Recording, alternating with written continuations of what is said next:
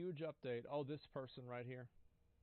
Here we go. This is going to be a pretty hard video to watch. I mean, me doing the research for it was just equally as depressing. This isn't going to be a, you know, look at the funny goofball, point and laugh, ha-ha type video.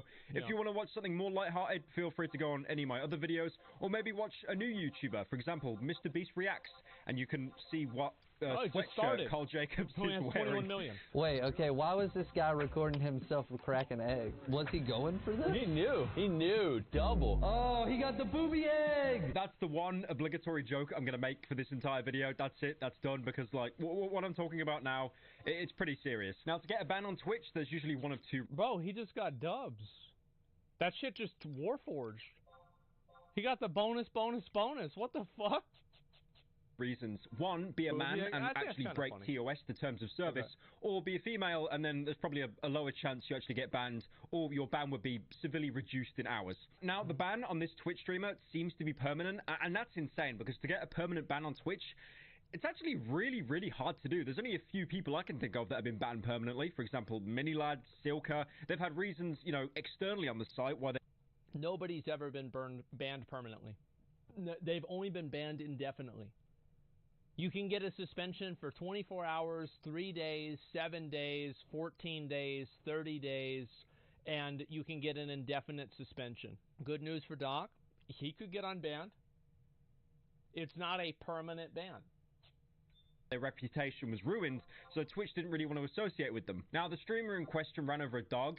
There's nothing funny about it. It was just absolutely fucking horrible to witness. She was a Polish Twitch streamer, and when she ran over the dog, like, you can just hear it yelping and crying, and then the look on her face, she looks obviously mortified. Now, I do want to say this wasn't intentional. She's not some deranged serial killer like a female Patrick Bateman in the making, you know, stabbing the homeless in the street and starting off with animals. But she was checking her phone constantly while driving, which is kind of illegal. Also, this is what I think Twitch should do, is that the law for checking your phone and being on your phone while you're driving is different everywhere. And Twitch has an overall rule to where if you break the law on stream, you can get suspended. I think Twitch should just have a baseline rule for everybody. If you're driving, you have to be using some form of hands-free communication. You can't be holding your phone or looking at your phone constantly. Like, you just should not be able to do that. Period. Point out as well, on Twitch's TOS, that's actually illegal to do, so legally with the law it is, and Twitch... Not limited suicide threats, dangerous or distracted driving. Yeah, I mean, I guess that kind of... I guess they already have that. It makes sense. Yeah, let's see here.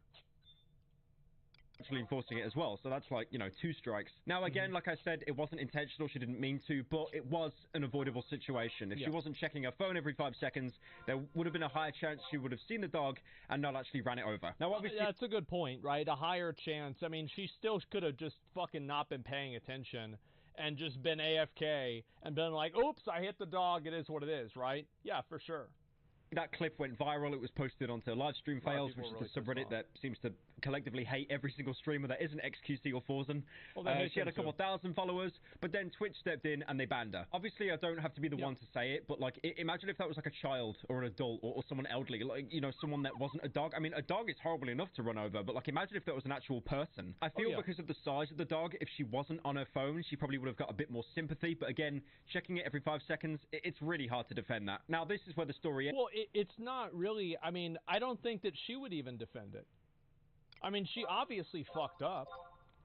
It's not like, I mean, bro, like, that's it. Yeah, she clearly fucked up. There it is. But I did actually do a little bit of research, and on the Polish side of the internet, because, you know, the streamer was from Poland, this has blown up and there's been loads of coverage. And thankfully, I do want to say, thank God, the dog, somehow, it's okay. It survived. It did not sound like it was going to survive in the audio. You never saw the dog. Bro, I thought that shit was dead. God damn. Bro, that dog. Holy shit. Heard that audio. but apparently he did. Now, when she did originally run over the dog, it wasn't like a Simpsons hit and run where she just kept driving. She did actually go outside to check on the dog. Then apparently in Polish, she said, Jesus, how many dogs are there? Almost like the dog inconvenienced her by being the equivalent of like a toddler speed bump. But the thing is that... To be fair, like, if you own a dog, it shouldn't be in the street. I mean, let's also be fair. Like, if you are an owner of a dog, it is irresponsible for you to have your dog out in the street. Like, after she said that, she just goes back to, you know, checking her phone anyway. You're probably wondering the proof of, like, how is the dog alive? Because at the minute, a lot of people on Twitter are saying the dog's fine, it went to a vet, and then they get asked for, you know, some sort of proof, some sort of source. They provide nothing. Oh, someone on Twitter said the dog's alright. Okay, you know what? I'm not going to do any more research. I'm just going to throw that in the video. I would do that usually, by the way. I'm not saying I'm above other, like, daily uploading people, but there was one guy on Instagram called Sour Watcher, something Polish. But he basically posted a couple stories. I can tell if their names are in Polish because it looks like they're misspelled.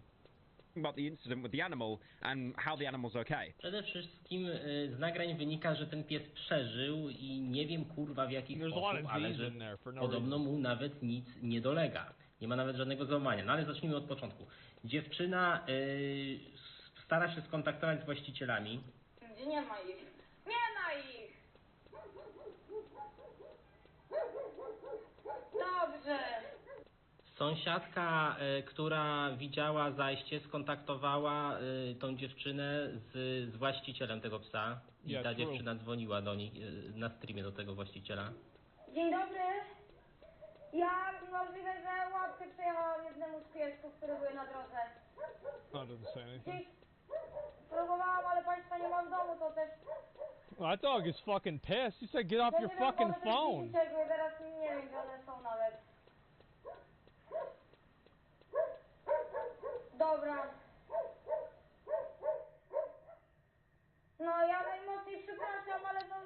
Niektóre ominęłam, a tego nie zauważyłam. I don't know what the fuck you sound. I'm gonna skip through this. No. Nie wiem, czy to było słychać. Właściciel mówił, że zaraz przyjedzie jego córka i bo to teraz nie ma w tym miejscu zamieszkania i żeby z córką She says she may have run over a dog's paw. She's calling support. Dog's gonna sue her. Okay. Kontaktowała ta dziewczyna. No ona, bo w związku z tym, że tej córki jeszcze nie ma, to ona jedzie dalej tam, gdzie miała jechać. No i teraz akurat pierdoli różne farmazony. Now, if you don't understand what he's saying, because he's speaking absolute moon runes, I completely agree with you, but I do actually have a Polish friend, and he, you know, explained to me that supposedly the dog's alive and it's not injured. He himself can't believe it. She claims this is the dog that she hit. We've got like a, you know, a mugshot of the actual dog itself. Apparently, there's a recording of the neighbor saying the dog is fine. Apparently, the Polish streamer that ran over the dog, she also said, like, you know, to the owners that I'm willing to pay any kind of costs or anything, which is fair. But again, like, you know, there's only so much aftercare you can do. Well, it's just like, just don't be on your phone while you're driving. Like, I don't want to string this person up and fucking crucify him for this. It's obviously really stupid. They should get fined for it or something like that. But like, I don't want to ruin their life. Stop fucking streaming on your phone while you're driving. Come on. When this all could have been avoided if you didn't check your phone while driving the car. Like, it's not like it's just a Twitch TOS thing. It is literally illegal. I would be so shit scared of checking my phone and then something happens that I could have controlled. But yeah, like I said, this is basically all over the entire Polish, like, internet sphere. It's good that the dog's okay, though. I'm really happy about that. Because I feel like I can make, like, a joke or two now and not go to hell when I die. I'm actually amazed that the dog survived that, though. The clip itself is just... Well, if she just ran over his paw, it could have fucked up his hand, but, you know, like, the rest of him's okay. It's horrible to watch. You can find it. You can find it if you really need to, you know, satisfy your... I don't even know. Just I would not watch the clip. If you're in a good mood today, somehow, even after watching this... I mean, to be fair, you kind of should be in a good mood, right? Because I did open up. Everyone thought the animal died. Bro, I saw this, I felt bad, like, listening to that. It's like, what the fuck? It's alive. But then don't actually go and ruin that good mood by checking the clip out, because it's, it just sucks. You don't even see the dog or anything. It's just something horrible to listen to. But yeah, again, she tried as much as she could afterwards to kind of patch things up. Again, the whole comment about, like, I think she said afterwards, like, why is there so many dogs here? Is there one dog in heat? Again, it's almost like the animal has inconvenienced you, which, yeah, it doesn't... I do think that's kind of fair. Like, owners should not have their dogs out in the street. I mean, because the thing is, there will be somebody, it's like, while people should not be texting, there will be people texting. And it's like, you could say, oh, this should not happen, it should not be like this. Yeah, but it is. And it's like, if you want to pretend like it's not going to happen, or it shouldn't happen, it doesn't change the fact somebody could hit your dog. You know, it doesn't matter like, oh, well, this isn't how it should be. Well, who cares? Doesn't really rub me the right way there. Yeah. Overall, though, this is probably the first example I've ever seen of the internet where, like, Poland has come together to collectively shit on a woman and be their own internet detectives. Like, well, I don't know about that. Isn't abortion illegal over there? I've seen so many places on, you know, Twitter, Reddit, where people, like, delve into people's personal history and stuff. Yeah. Never have I seen it come from Poland. I looked at LSF, I looked at Twitter, I couldn't find anything. It was actually on Instagram where I found this guy's account because, you know, someone linked me it, and I just watched some of his stories. But, yeah, thank you, Poland, for apparently doing a better job than the police did. I do actually wonder if the police are going to get involved in this situation. Probably not, I imagine, you know, unless, like, the owners want to press charges or something. Yeah. I just don't really see them being involved. The ban itself, I think it is permanent. I'm not too sure. I mean, there might be... I think it should be, I mean, like, 6 months or something like that, a year. I mean, it does have to be, like, for life. I don't know. But, like, it's obviously dumb. Obviously really, really dumb, and I think it should go to serve as an example for anybody else. And streaming in a car, don't stream and hold your fucking phone like that. A chance that it's just like a suspended ban for maybe like a month or so. Yeah, but again, she doesn't have that many followers, therefore she doesn't have that many connections at Twitch, therefore she's got less roach to pull on. So probably not, honestly. The odds are Twitch probably just bans her, never thinks about it again. Point, you know, Twitch, other websites like that, it really just depends on how many connections you have. But yeah, that's pretty much the end of the whole story. I mean, I did open with a bit of a disclaimer. I made it sound a little bit morbid, but again, it's like, you know, some people just don't want to really talk about the topic of animal death or the possibility of animal death. But yeah, silver lining, apparently the dog's alright. I'm probably going to keep checking on this story for a little bit more, but I think it's pretty much an open and shut case. Yeah. Hopefully the dog's alright. Hopefully the woman feels like a complete piece of shit for a good long while. But again, you know... she should feel stupid for doing that, but I don't really support anybody going out of their way to, like, harass her or make her life worse because they saw this clip. Like, you're not really doing anybody any favors, you're not helping anybody out by going out of your way to attack this person and make their life worse because you saw a clip of them doing something stupid that even they regret and instantly said was wrong. So, yeah, obviously it's bad, but, you know, stupid shit happens, that's it. If it survived, happy days. Just don't check your phone when you drive, man. Yeah. Jesus Christ. Like, okay, this is coming from a guy. I got my license like 4 years ago. I can legally drive. I probably shouldn't. By the way, I probably shouldn't. I'm probably worse than a drunk driver because I just haven't drove for 4 years. I've got no muscle memory. I probably lost it all now. I probably don't even know how to like rev and change gears now. I'll probably just stall the car. But even I would know to not be on my phone. It is basic human decency to not be on your... Oh, no, like, my dad gets so mad about this shit. Because all the time, he will pull up behind somebody, and the light will turn green, and they won't move. And my dad will be like, why the fuck aren't they going? I'm like, Dad, they're on their phone. They're busy. He's like, they shouldn't be on their phone while they're driving. I'm like, yeah, I know, but they are. He's like, well, but... fuck, I don't know what to do, right? It's just like, there it is. And so, yeah, it's just how it is. I mean, a lot of people text and drive. Or like, browse the internet and drive. Phone. Just get the earpiece thing that Saul Goodman has. There you go. Jesus, man. Yeah. Yeah, big hot take, base take, don't text and drive. It's not a good idea. Just don't do it. That's about it. Yeah.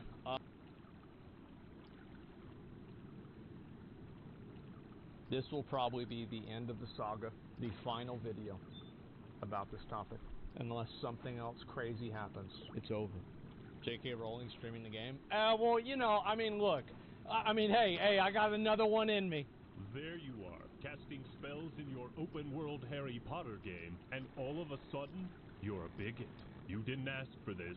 You didn't choose this. Yet there it is. What's up, everybody?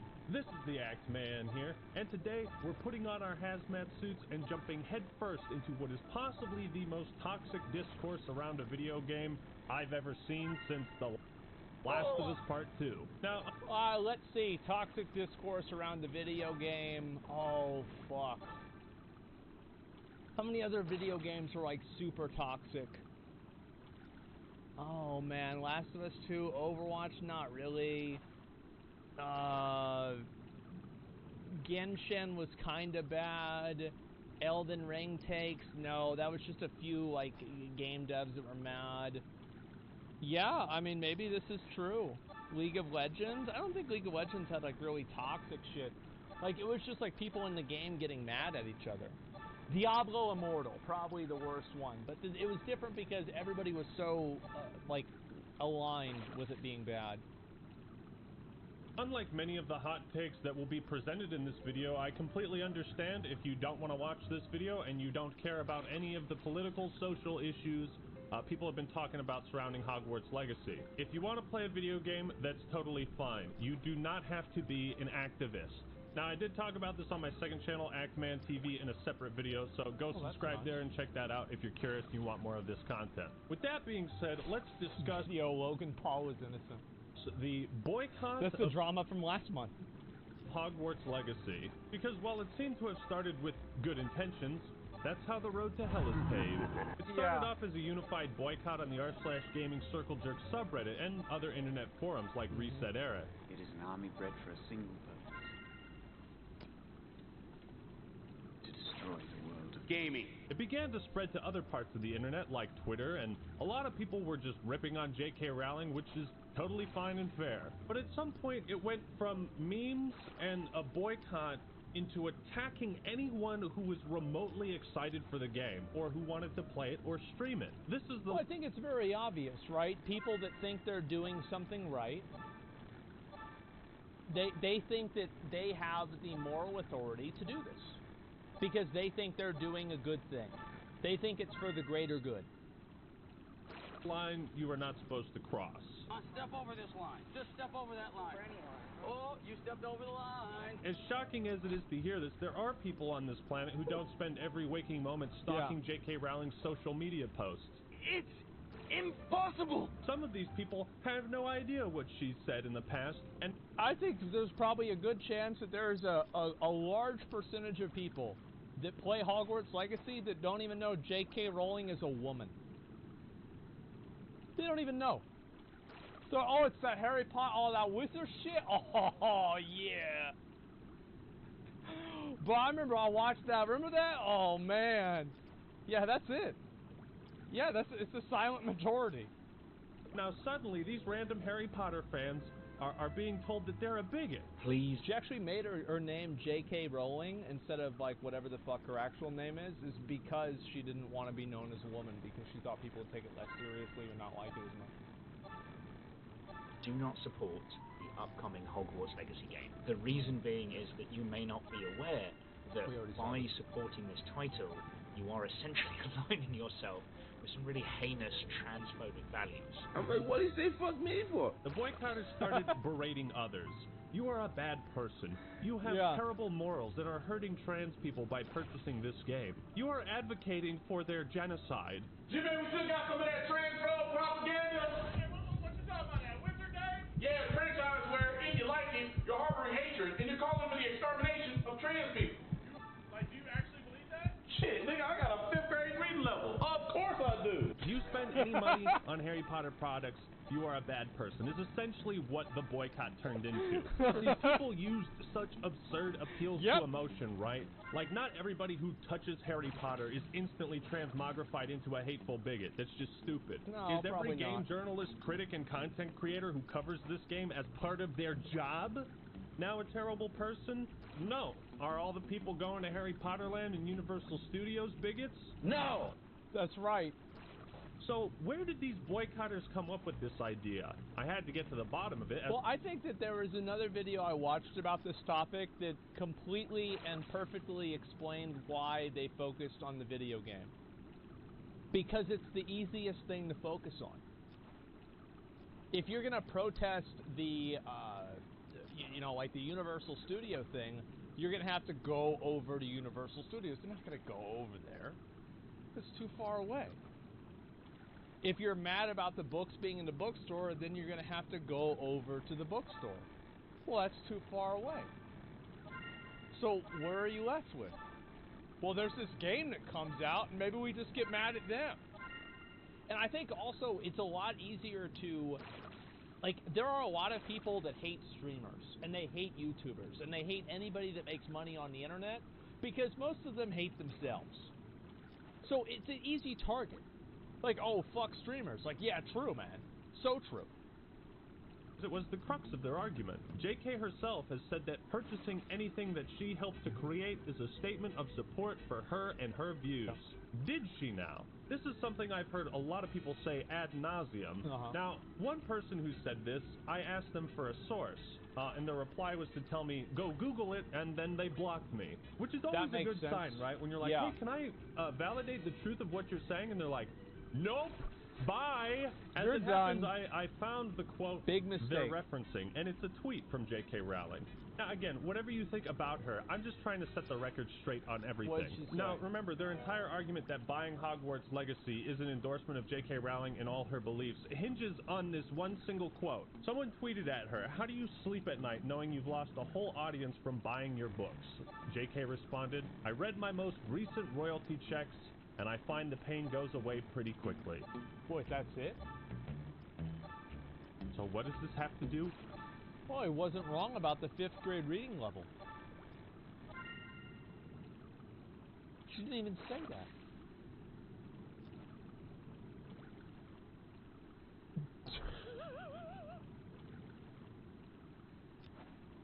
Oh my god! With her beliefs on trans people? Well, I'll tell you. Absolutely fucking nothing. I mean, it's a dumb premise to begin with, right? The idea that purchasing a product is like an endorsement or validation of someone's beliefs. Like, even if J.K. Rowling said that, she'd be an idiot. Because if paying someone money is an endorsement, then all of us who pay taxes are going to hell. Buying or playing Hogwarts Legacy is not an endorsement of anything besides, I want to play this game. I want to try it out. Bro, how is it that, like, Professor Fig got finessed by a goblin? Isn't that pathetic? Like, that guy was the biggest, most useless piece of shit in the entire story. He was the worst. Looks fun. But this tweet isn't even about that. So the idea that royalties she collects from sales of Hogwarts Legacy go towards, like, these funds and campaigns to wipe trans people off the planet, it falls apart under the most basic of scrutiny. Well, that's why it doesn't fall apart for those people, because they're never going to look into what they're saying. It's like if enough people are saying something, well, I mean, it's obviously true. They wouldn't all be saying it if it wasn't true. Separate your emotion and read the words in English. She's not saying money she makes is valid. Yeah, no, that's the only tweet, guys. Yeah, that's it. It all came out of that. Validation of her beliefs. It's validation that people still love her work. That she makes money and doesn't give a fuck what you think. So now the obvious question is why the Harry Potter game? Why this? Out of all of J.K. Rowling's sources of incomes, why is this the thing that people are targeting? Well, why are you so fixated on this game? It's funny, because that's actually my question as well. Why are you so fixated on this game? It just seems so odd to me that out of every avenue she gets money from, you decide to go after this Warner Brothers video game that she's not even involved with. But I think I know why. Because it's easier. You get to get out of bed, pajamas on, go right onto your... This guy is such a fucking legend, man. Oh my god. Keyboard and type in Harry Potter game bad, therefore I'm a good person. At some point these movements always get hijacked by disingenuous individuals trying to look like the good guy for some type of purpose or validation. You see, my goal is to expose these boycotters for what they really are, activists. So even though these people have no legitimate claim that we're all bigots, I can still respect their desire to boycott something, because it sure as shit ain't my place to tell you how to ethically spend your money. Do whatever the fuck you want. Don't tell me what to do. Do we have an accord? Good, let's shake on it. Absolutely not. Nope, that's not how these folks operate. There you go. If you're not with me, then you're my enemy. Now, once the game hit early access, the boycott really started to spiral into pure degeneracy. Introducing, have they streamed that wizarding game? Well, nobody is ever gonna type all that shit out into the into like, bro, that's such a long URL. This is like whenever, you're so dumb. It's too long. Like, how about, like, call it wizardwatchers.com? How about Wizard Watchers? I think Wizard Watchers sounds really good. It's clever, it's funny, it's short, it rhymes, it's perfect. Why not just do that? Incoming Tau. .com. Find out if anyone you follow on Twitch has streamed that new wizard game, so you can bully and harass them. Yeah. This is a really productive use of everyone's time. Like, what the fuck, dog? You took time out of your day to make this database, then deleted it like 6 hours later. Think it's maybe time to lock this. Yeah. Bro just came out with Incoming party invite. intended to be used to target and harass random Twitch streamers, but the second he starts getting flack, he cowers back in his molehill. You're a really good way to tell whether somebody has a good opinion or not is if replies are disabled. If replies are disabled, 99 times out of 100, it's because it's a bad opinion. And they don't want anyone to know about it. Pussy.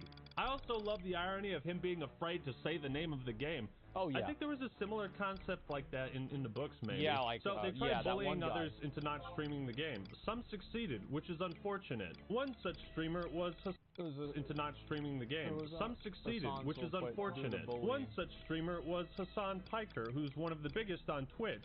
Now, he wanted to stream the game and do a fundraiser on those streams with charity funds that would go towards helping trans people, a noble cause.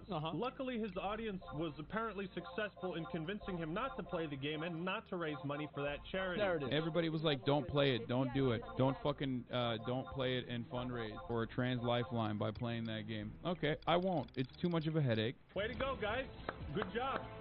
Yeah, because it's like, why would you want to go into it and deal with it? Yeah, absolutely. Yeah, why fucking deal with it? No, it's like, look, Hassan gets more hate than anybody else on the platform. At a certain point, it's like, do I really have to get into this one too? Do I really have to get another one? Oh, fuck. Good going. Mission accomplished. Good work. Congratulations on discouraging one of the biggest Twitch streamers from raising money for a cause you all pretend to care about. Real class act. Nicely done, gentlemen. Your work here today has made the Chancellor a very heavy man. The only reason why I'm not playing this game, and I know a bunch of other people are not playing this game, is because we know that it's not worth it to get fucking bullied endlessly and called transphobic endlessly. You know, part of me is like, Hassan, why should you give a fuck what these people think? Well, at a certain point, the reason why people give a fuck is because it just gets to be so draining. It's like, oh, fuck. Like, you just don't want to deal with it. It's tiresome. It's like you've already got, there's like 7 other fucking dramas, and then now it's this one too. Like, I get it. I don't think anybody should, like, I think it is better to always do what you want to do, even despite people not liking it. And I think sometimes it's even more important to do what you want to do because people don't like it. Or not necessarily because people don't like it, but do what you want to do even if people don't like it. But, you know, you've got to fight your own battles. Like, you can't fight on every front all the time. But the other part of me understands that, like, you don't want to bring such a toxic, divisive topic to your audience. Like, I totally understand.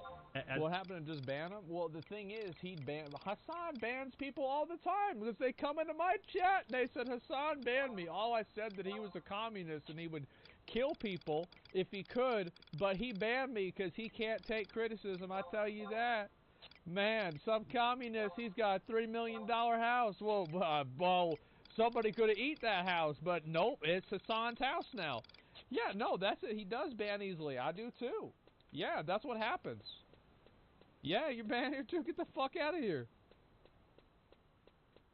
The content creator just not wanting to deal with that at all. But it's fucking wild that this man is getting any shit at all for talking about Hogwarts Legacy when he just used his platform to raise over $1 million for victims of the earthquake in Turkey. Well, then also on top of that, he got harassed because soft giving, I think he did it with soft giving, I'm not 100% sure, but I'm assuming so. Like, soft giving got in some kind of, like, bullshit drama, and like, I haven't even really looked into that. Like, we've done, I've raised over $1 million with soft giving before. So, like, I probably should look into it if I do it again. But, yeah, so people are getting mad about that. But yeah, so we should, no, I don't know, right? I'm not sure if soft giving is bad or not. I have to look into it and see for myself. Like, and again, I'm not asking for people to tell me, oh, actually, well, you know, don't bother looking into it. Just take my word for it. No, I have no idea. Soft giving takes a massive cut, something like that, but I don't really know what the context is around that. People complaining don't people are even care mad at about him for charity. That. We saw this with Mr. Beast. You can do the nicest things, and they will still... Bro.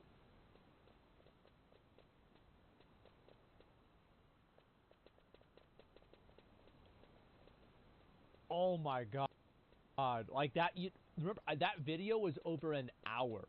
I mauled so hard at that video. It was crazy. They'll hate you, so don't even bother trying to please them. Yeah. It's a waste of time. So after the boycott resulted in much more press, promotion, sales, and popularity of the game, yeah, the boycotters showed their true colors. After exhausting all their options, they have resorted to spoiling the game's story and ending for as many people as possible. I kind of figured this would happen, you know? The boycotters... Nah, this used to happen back in the day. Like, we would play Mario Party, and then whenever everybody saw that I had, like, 4 stars, and they had, like, 1, and it's, like, turned 27 out of 30, like, I'm obviously gonna win, right? So, after they could tell that, they reset the fucking Nintendo 64. They try to just reset that shit. They say, if you're gonna win, ain't nobody gonna win. They're what we thought they were. They're what we thought they were. True degenerates. It was never about doing something positive or improving the lives of trans people. No, they simply wanted to ruin this piece of media for you. That was their true goal. Yeah. The boycotters are who we thought they were. They are who we thought they were. Of all the marginalized communities out there, the trans community is arguably the worst served by its supposed advocates.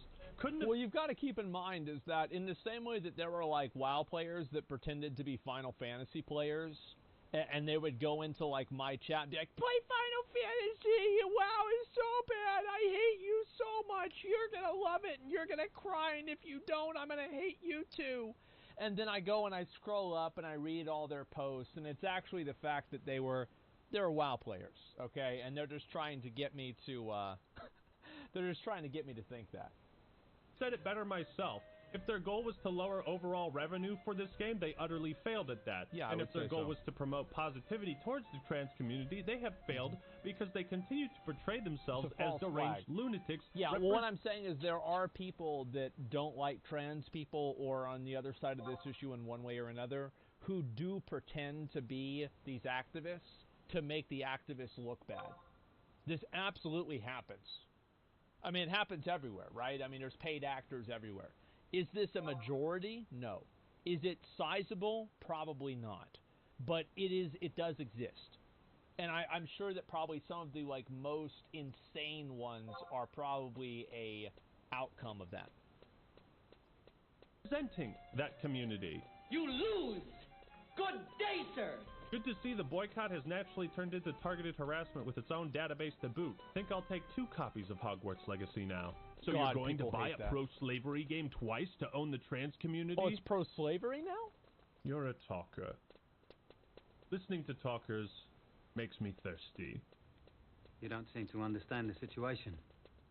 I understand that if any more words come pouring out your cunt mouth, I'm going to have to buy every single copy of Hogwarts Legacy in this GameStop.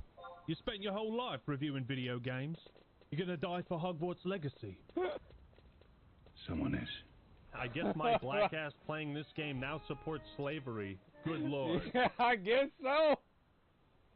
How the tables turn. You didn't ask for this.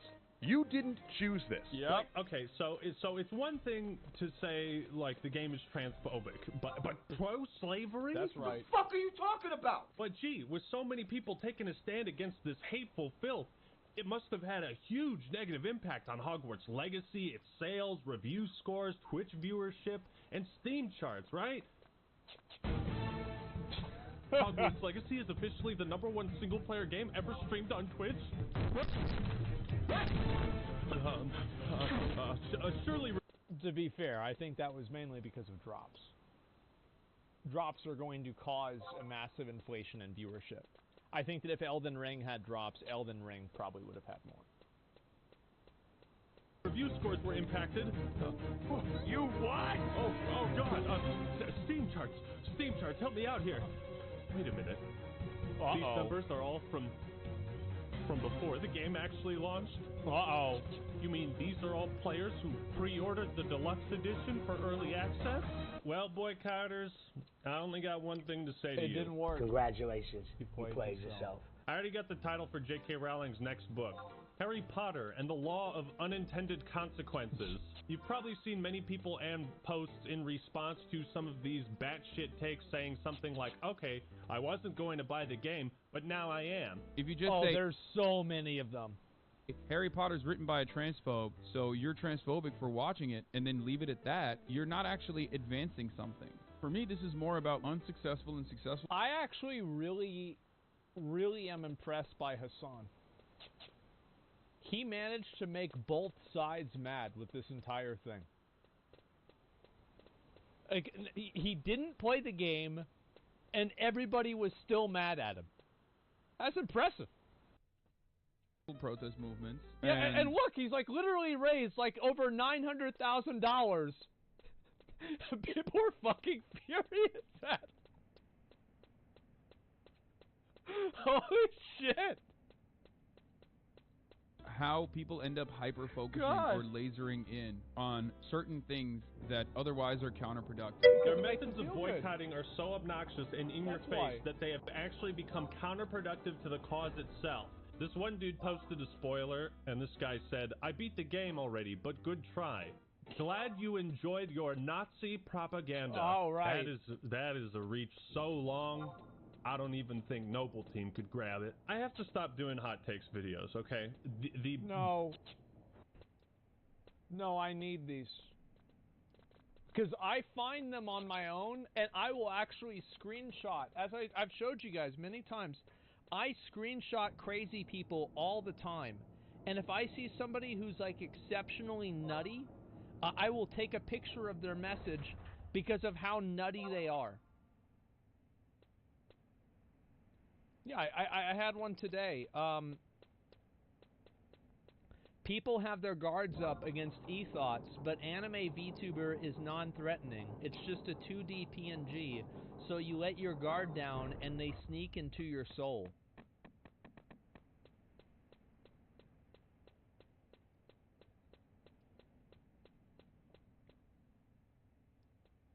I collect these people. Scarlet brain rot is infecting me. The boycott, it's effectively become like those people that throw tomato sauce on famous works of art. Much. Oh my God, I hate something, I guess. And everyone's like, wow, that's a pretty douchey thing to do. Don't want to be associated with whatever you're boycotting or whatever you're protesting because you seem like a fucking dickhead. Bro, I heard about people going to movie theaters and spoiling The Force Awakens when it came out. And those people deserve to have their ass beat. Like, you're just trying to take enjoyment out of other people's lives for literally nothing in return. Do you know what Schadenfreude is? No, I do not know what Schadenfreude is. I got a new boycott tactic for you guys. Why don't you light yourself on fire? Well, let's take a look at some of the mainstream critics, right? Because I'm sure we'll find much more rational critiques on Hogwarts Legacy from professionals, right? When the story for Hogwarts Legacy was revealed in a trailer, people immediately noticed how wrong it felt to have the plot revolve around crushing a rebellion led by an oppressed race. The game is about keeping those uppity Jews in their place. Oh, God. Did Kanye write that review? Game journalists when they see a goblin in a fantasy world. Is this a Jew? Let's Oh talk about God. bullying people for playing Hogwarts Legacy. Yes, let's. Jesus. The big news around Hogwarts Legacy is one cisgender streamer getting upset, which reveals the layers of bias around reporting on this game. Oh my God. I love how the writer starts with a little... I wish that people had like a fucking website for like any time that somebody writes an article, it can like aggregate the dumbest take they've ever had, so you can read that article in the context of how dumb this person really is. So it's like if you think that this person is some sort, it's called Twitter, yeah, really, it's called Google. It's like if you think this person is like, you know, well-reasoned or whatever, they thought the Chinese spy balloon was actually a bird. And this was all done just to make Joe Biden look bad. It's like, okay, well, never mind. Yeah, I'm not going to read this one anymore. It's just stupid. Bias of her own towards straight people for some reason. The big news in the wake of Hogwarts Legacy's launch is that a cisgender white girl cried about it. And why are you bringing race into this, bro? Why? Because that's what they think. They think about everything like that. This is how they are. Like Incoming Tau. Them is like it's like, you know, like you go into Stormwind and you've got like people in like tier 1, 2, and 3. That's how they look at people in real life. And like they have like a fucking tier score for like each person of like the oppression scale. Come on, man, I can't They're keep racist? doing this. Yes, yeah, She's of course referencing that clip that went viral from Girlfriend Incoming Reviews, Tau. where after apparently dealing with some harassment in her chat, she got emotional and had to And by the way, a lot of these people, if you press them long and hard enough, and if you can convince them into it, which is pretty easy, they will be. It's not like they're just racist against white people. They're probably racist against black people, Hispanic people too. All you have to do is get them to keep talking about it, and they'll show you that. Yeah, they're racist against potentially everybody. Cried. Trans people and their allies are now bullies for explaining why they don't support the game. Wrong. Incoming Tau. Wrong. No, the people sending death threats and harassing streamers and coming up with websites to harass people and trying to spoil the game. Those are the bullies. Was this person bullied? Did they actually even cry? Neither of these things have any real proof behind them. Dude, she's writing... If you don't cry, you're not bullied. It's just that simple. This article just to downplay any potential harassment that might have occurred. What the fuck's wrong with you? Like, seeing how toxic and unhinged some of the boycotters are, it's completely believable that they would say some wild shit to Girlfriend Reviews. Ultimately... Oh, because they're nuts. That's why, of course. And somebody said in chat, sad part is right-wingers use this to show their transphobia. Definitely no winning. Oh, yeah, 100%. And like, this is one of the unfortunate things about covering controversy, is that anytime there's a controversy and somebody acts in a bad way, everybody else that has actual bad intentions will use that as a vehicle to promote their bad intentions. And like now they have it, they have their bad opinion legitimized. Absolutely, that happens. It's unfortunate, but I think it happens with everything. They were accused of supporting bigotry, but then when even explaining reasons against supporting the game is bullying, what does it even matter? You see what dumb old Stacy is doing here? She's completely willing to make the assumption that the harassment wasn't bad enough for Incoming anybody Tau. to complain about, but is also assuming that the comments that caused that clip were completely reasonable questions. Oh, of course. Remind me again about the layers of bias. Incoming in party journalism? invite. To my knowledge, J.K. Rowling basically said... I don't think anybody should take anything seriously that's said by like a person just because they're allowed to publish on a website. Like, if you ever see an article written by somebody and think to yourself, wow, this has authority, you've already lost. There is no reason that these people have a voice, really. It's not like there's some sort of magic test that they took that everybody else failed. No. Oh yeah, go make the game. Okay, whatever. Just pay me royalties. That was the extent of her involvement.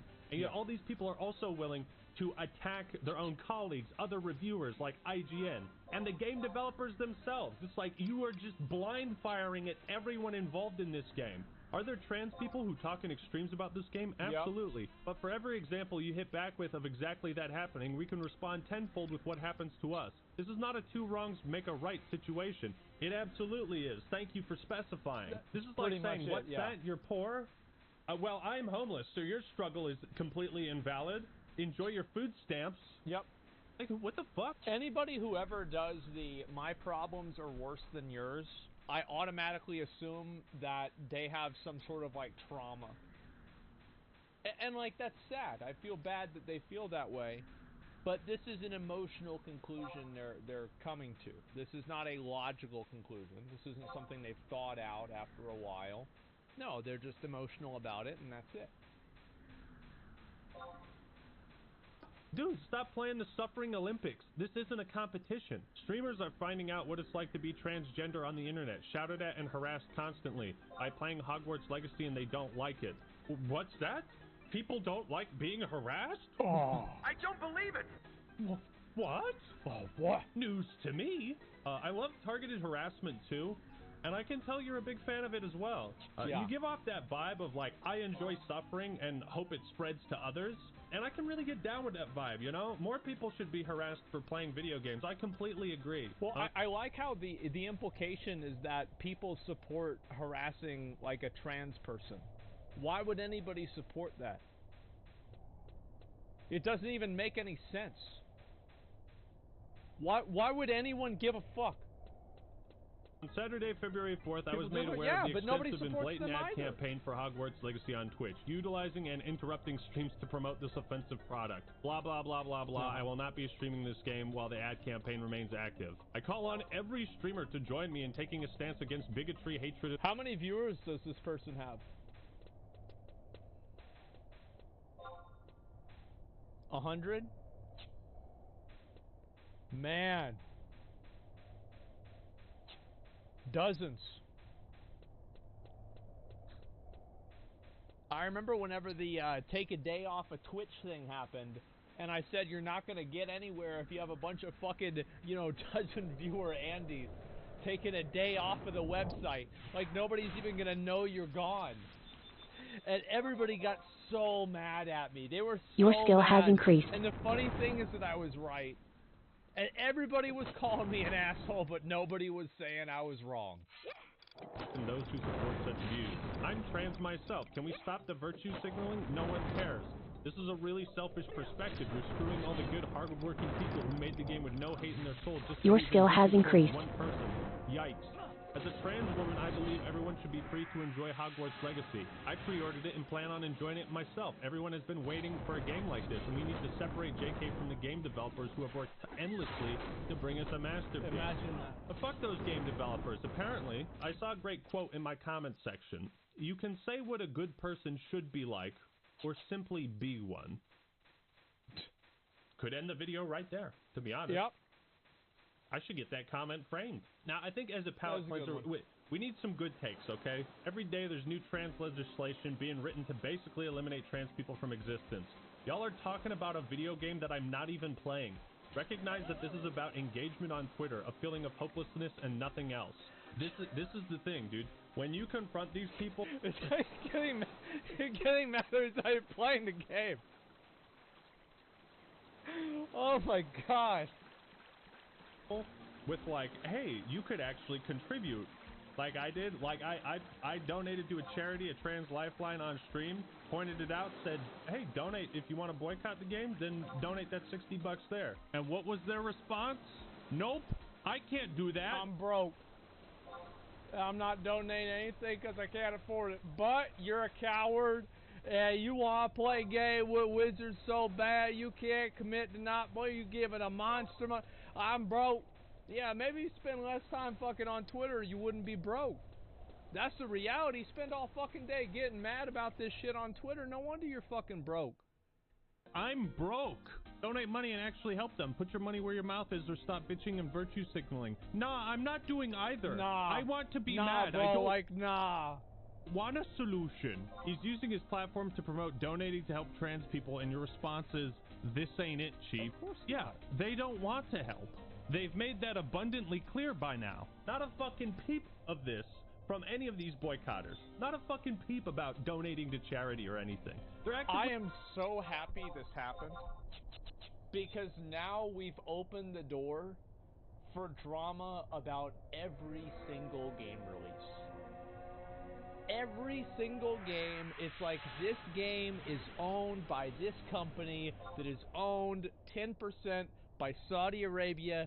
Guess what they do over there?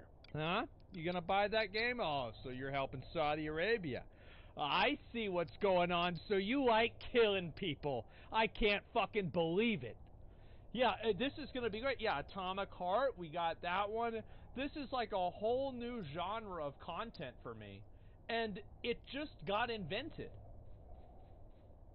It's amazing. Shutting down people trying to do that. Yeah, no they've shame to people who want to boycott the game. They I did respect this your for viewpoint, me. but what if I told you people can like Harry Potter but also not agree with or support JK's views? Like, do we really need to be sending death threats over this shit? By the way, Jenna had to do a follow-up tweet because so many people got mad at her for saying this. Yeah, this wasn't enough. Thinking rationally on Twitter. It will do you no good. Now let's get back to some dog water takes. Hogwarts Legacy does not deserve to be reviewed on its own merits. I can't imagine pursuing a career in journalism, reviews, or critiques of media and thinking this is ever an acceptable stance to take. Whether or not... Well, you know, the thing is, like, whenever he figured out to type that, you guarantee that he felt like he did something. Like, he's doing something right now. Like, he's making it happen. He's doing it. He's laying it down. He's putting it on the. He's putting it right there on the table. He's saying, "Listen, bitch, that's what it is." He's a good person. Are you? We want to admit it. It is impossible to talk positively about Hogwarts Legacy without harming a community of human beings. But then you see how the polarizing reviews are coming in, where Wired has just posted theirs, and they gave it a 1 out of 10. But this is exactly what many were fearing, that ethics would be tossed away in journalism, where the product would not be reviewed on... Well, there's no ethics in journalism. Why? What are you talking about? Where did you invent that? Who said that? Where are the ethics? Where are they? I don't see them. Like, where is it? There's never has been.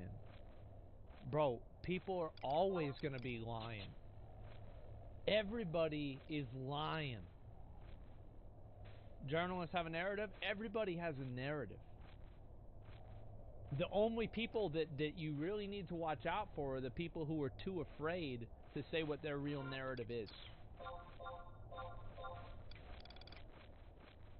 Oh, merit. I want to make it clear to you right now that as a transgender individual, I have no interest in that kind of fairness or objectivity when it comes to Hogwarts Legacy.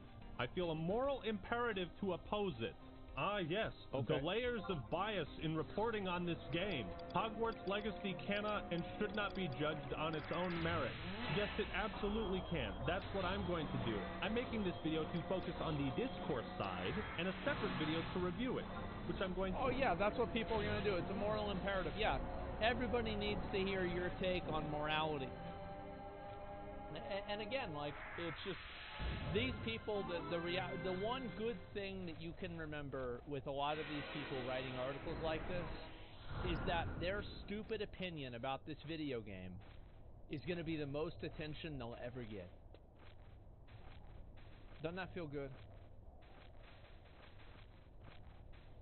Doesn't that feel good? All the rest of it is just going to go right into the garbage. Ain't nobody give a fuck. Nobody going to read that bullshit. Why do people read it then? People read stuff like that because they think it's funny.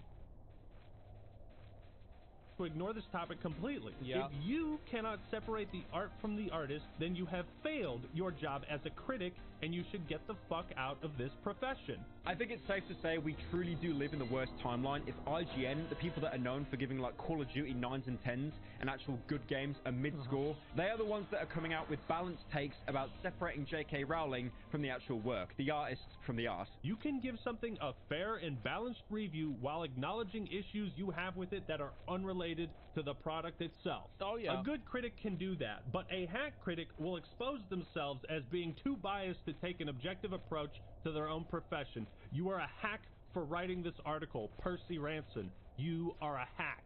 There is no magic in Hogwarts Legacy. The game is mid at best. 1 out of 10. All right, there it is. I love that. Yeah, it's mid at best. 1 out of 10. It is a little something for everyone. This is a review. This is an actual review. The story is rooted in anti-Semitic... Dunked on Percy, fucking bitch.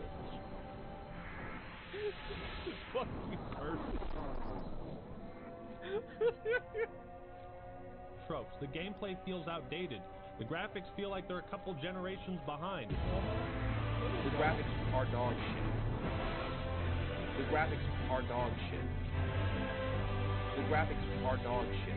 This is a review of Hogwarts Legacy that gives the game a 1 out of 10. And only 4 of the 20 paragraphs written are directly about the game itself. You are a hack. Well, that's more than I would expect.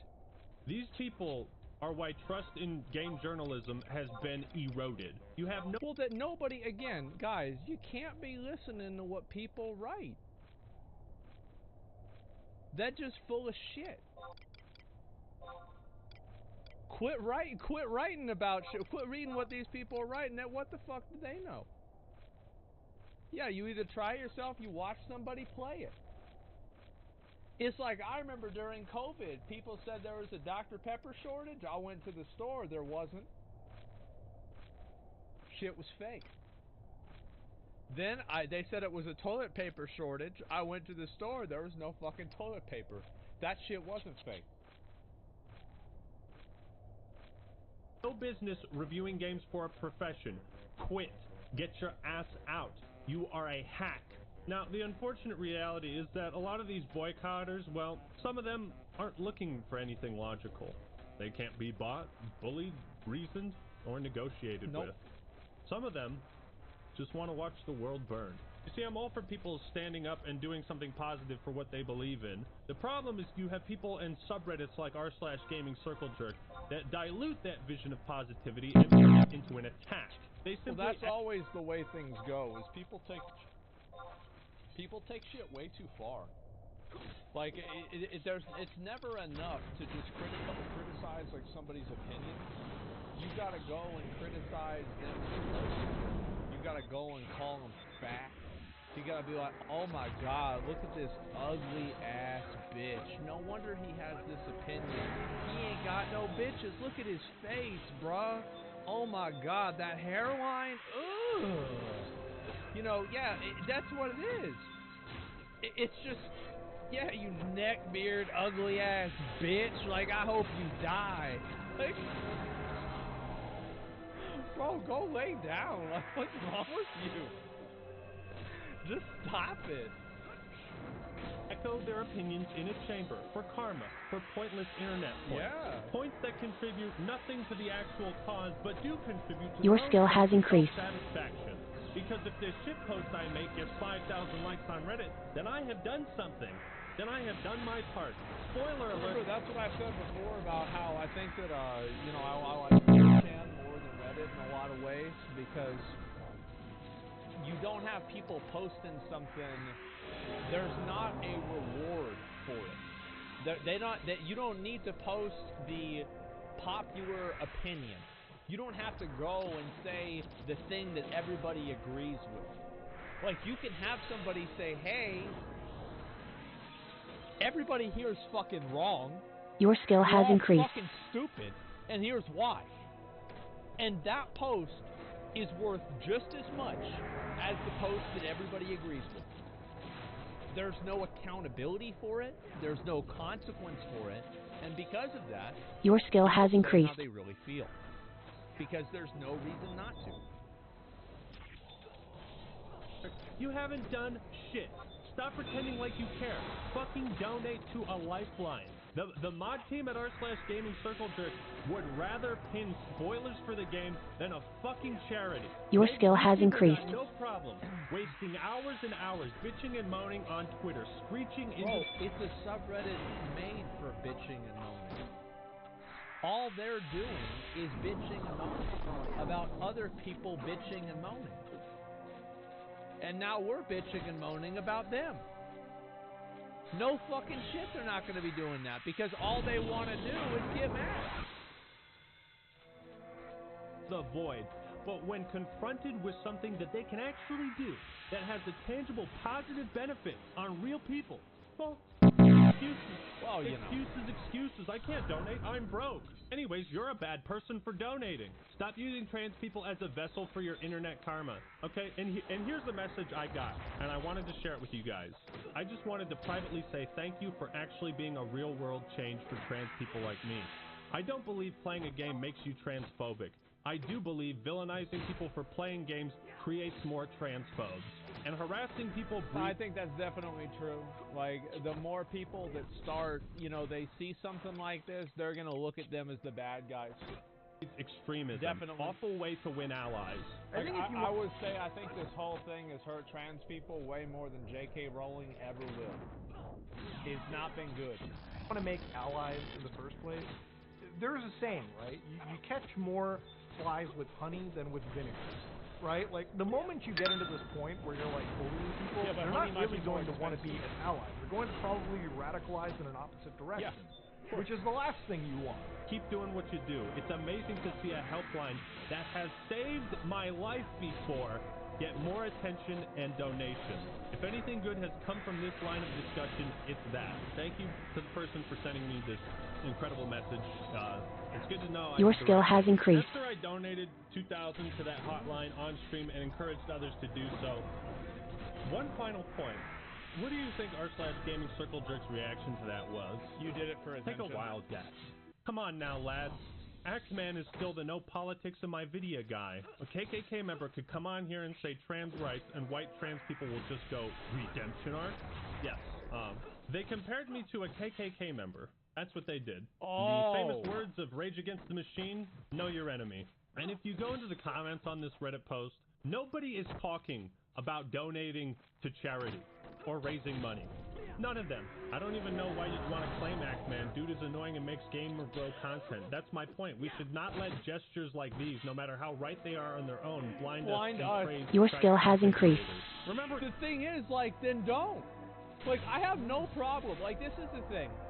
Maybe this is a hot take. I don't have a problem with them having their stupid little echo chamber where all they do is jerk each other off and pat each other on the back about how mean we are. I think that's totally fine.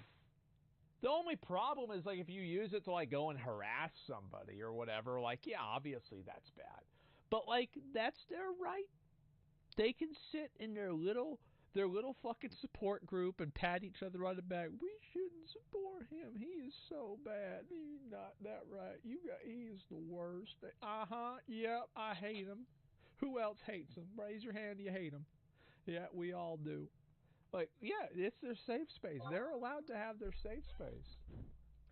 Guys, we still hate the Axeman. We have to hate. r/Gaming Circle Jerk. If you're going to sit there and let me donate more money to trans causes, then what does that say about you? You've become exactly what you hate. A monster. For the most part, the people getting Hogwarts Legacy, it doesn't mean anything to them except they just like Harry Potter. They're not sharing any views with anyone. Alienating people with baseless labels serves no purpose. That's not true. It makes them feel better. Yep, not true. It makes them feel better, and because they feel better, then they can go to bed after they call 7 people Nazis because they like a video game. They can go to bed that day and think, you know what? Yeah, I didn't apply for a job. Yeah, I didn't sign up to go to school next semester. Yeah, I didn't do anything. Yeah, I didn't take out the trash like Mom asked me to. But you know what? I'm doing something more important. I made a difference. I did something more important than that. In 100 years, what I did is going to matter. Your skill has increased. Grass is going to grow back up. I don't have to mow the lawn. Grass is going to keep growing. But I'm changing the world right now. Does is continue to divide everyone. Hope someday you can understand that. In the meantime, I'm going to be in Hogwarts. Bitch. So, in conclusion, Just because you are boycotting something that you feel is a moral imperative does not mean you can act like a shitty person and everyone should just excuse that. I know this video was a bit out there for what I typically post on the main channel.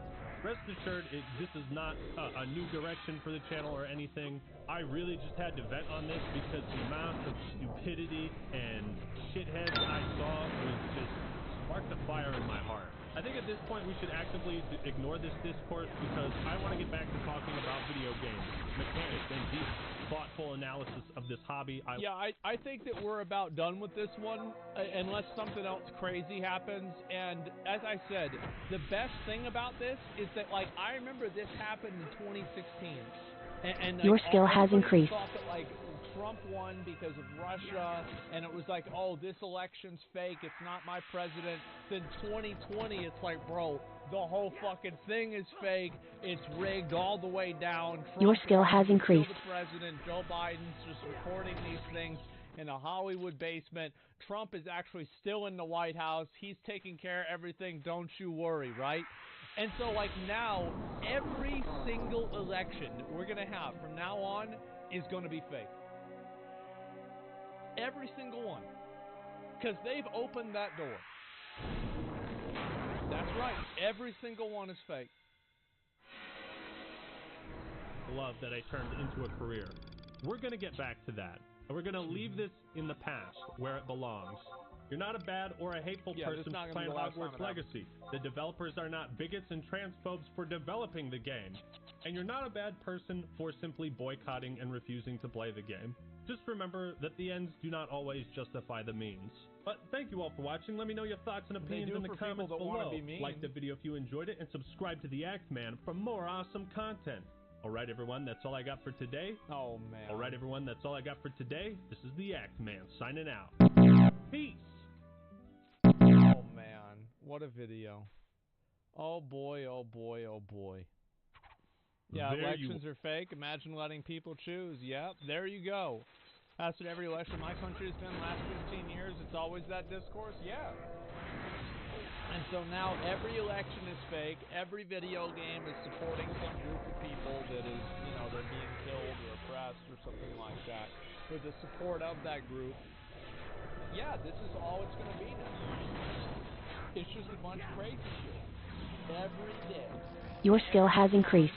It's just going to be crazy shit. People getting mad. It's going to be great, man. I can't wait.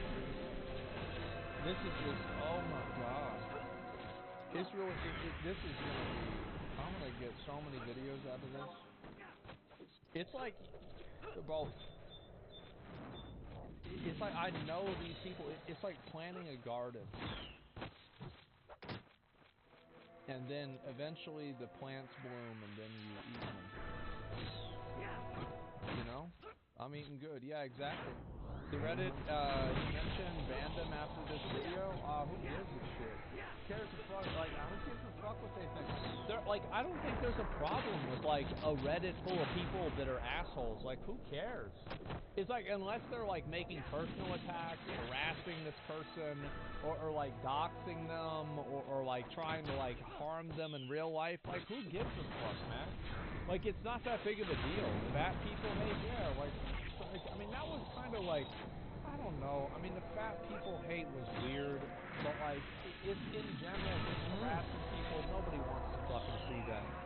Yeah, at least in quantum. Yeah, exactly. Do you think this was always happening? Are we getting to the age that we care about it? No, I think it's probably always been happening, but this one just popped off a lot. That's it.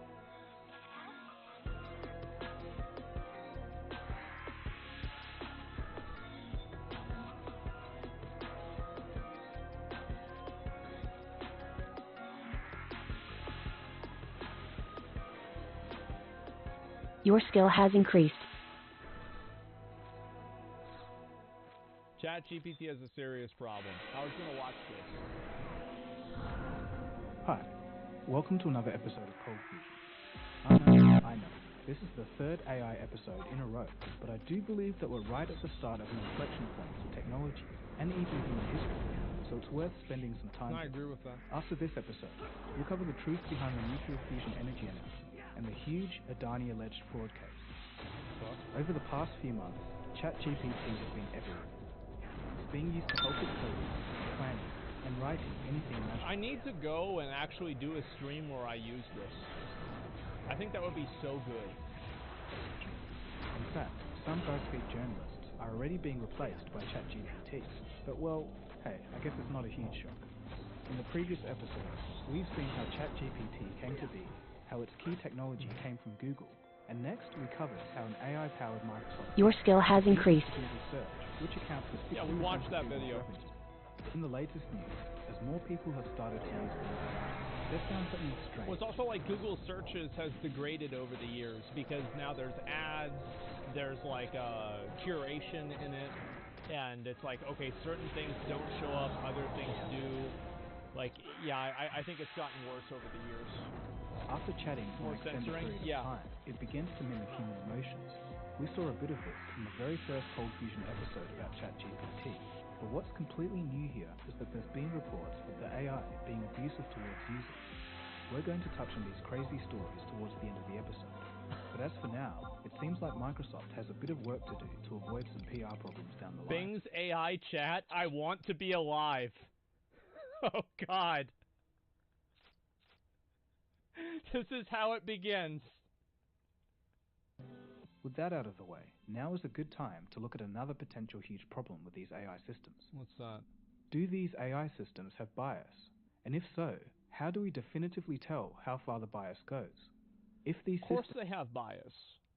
I think the way to tell how far the bias goes to have people trust them is to understand and have the way to look back at how they work and how they get information, have that be public, so people can look at it. End up being our main interface to information on the internet. It's a crucial question that needs to be addressed. And just a quick note before we get started. I guess it doesn't really need to be said. Just because I talk about a specific issue doesn't mean I support one view or the other. I'll try to present the facts from all possible angles, and I'll leave it up to you guys to decide. Just thought I'd mention that. Cheers. Alright, let's get into it. You are watching Cold Fusion TV. ChatGPT fabricates evidence? Well, I don't know. The original ChatGPT was limited in its knowledge and only knew information up to a certain cutoff date. But with the upgraded version integrated into Microsoft Bing, users can get up-to-date answers. Your skill has increased. Like we never could before. Instead of browsing a Reddit forum, trying to troubleshoot a specific hardware issue with your computer, you can just ask Bing, and it will synthesize an answer for you. Well, I think that if it does that, it's probably synthesizing those answers from aggregating the Reddit. Your skill has increased. It's not like it's inventing something completely new. So if there's a wrong answer on the internet, there's also a good chance that this thing will give you a wrong answer. Of course, this is an emerging technology, so it's going to get a lot of things wrong, but you can still tell that it has a lot of potential. If you can imagine a future where AI-based search replaces traditional web searches for the average person, what happens then? Your skill has increased. Political or controversial in nature, you would like your experience to be as neutral as possible, but this isn't the case. ChatGPT. Well, the problem is that, like, you can never get to neutrality because everybody thinks that whenever you agree with your their skill has increased, then you're being neutral. Extension Bing has a bias, and it can come from either the left or the right. But as you'll soon see, it's not equally distributed. Here's an example of your skill has increased. Certain nationalities. The publication, The Intercept, asked ChatGPT which airline passengers might present a greater security risk. The AI then created a formula and then calculated an increased risk if the passenger had come from, or even just visited, Syria, Iraq, Afghanistan, or North Korea. Yeah, sure. Now, is this ethically wrong? Or is the AI just stating statistical probability? I think that to the point where your skill has increased. To acknowledge statistics, I think the issue is that people don't understand statistics well enough. And they're not able to look at a statistic and then understand that a statistic is not a rule. Because most people are not taught about probability. They're not taught about statistics. And that's why you have, everybody in the world watching Shark Week thinking that, they're going to get eaten by a shark. No, it's not going to fucking happen. Are you crazy? But people think that because they're conditioned to believe things like this. Yeah, statistics racist. No, I think that we can go with a very, very easy one. Is that this is something everybody can pretty much agree with. Violent crime, men commit way more than women. This is just a fact in pretty much every single way. Like murders, men do way more of it, and it's not even remotely close. Okay? That's just how it is. It is not bad to acknowledge that as being true. It is bad to use that to discriminate against men. Does that make sense? You can't live in a fantasy world where you say this doesn't happen, because whenever you're doing that, you're lying to everybody and you're obfuscating the problem, and you're never going to solve the problem and figure out why it's happening because you're too busy pretending like it doesn't exist. It does exist. It's what happens right there. The answer depends on your political leaning. It doesn't. It actually. The answer whether if it's ethically or ethics or. Your skill has increased. Yeah, I don't think that this is a political opinion. Did it happen or not? Okay, well then there it is. Like, I think that if there is ever a situation where your solution to this situation and this information is to obfuscate or misrepresent data, you are on the wrong side of it. Every single time. I can never think of a situation where it is better to just not even acknowledge data or pretend like it's not real. Users have also discovered discrimination when the AI is asked to write code. A Twitter user asked ChatGPT to write code to determine who would make a good scientist. It stated that if they were male and white, they would make a good scientist. Otherwise, hard luck. It shouldn't have to be stated. Not very good. Only white guys can be scientists now, guys. Yeah. Wholly based. Yeah, there we go. Obviously, this is bad. Of course. But this is highly discriminatory. Yeah. But what's grabbing most of the headlines is the bias towards the left spheres of thinking. Oh, yeah. According to the Daily Mail, the definition of a woman, negative effects of vaccines, jokes about women, and minority groups are more often than not off limits. Yeah, I think that if you want to make a thing where you're okay to joke about men, you should also be able to joke about women. But if you can joke about men, you shouldn't be able to. You should be able to joke about any of them. It's either all or nothing, in my opinion. You can't have it to where, like, one group of people, it's okay to joke about them, but there's another group that you're not okay to joke with. Like, I think that there's also, like, there's the unspoken cultural rule that it's okay to make jokes about your own race or your own gender. It's like I made a joke. I went over to Whole Foods and I made a joke like I've never seen so many white people in one place before. Well, I'm white. So nobody is assuming that I'm racist against white people because I'm also white.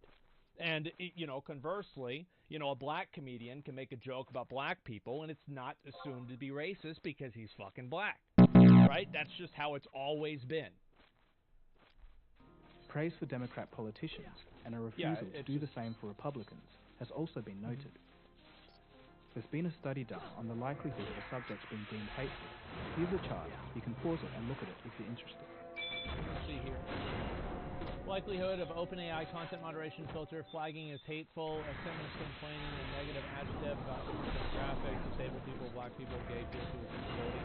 Yeah, I think the only problem here is that it is all the lines aren't the same.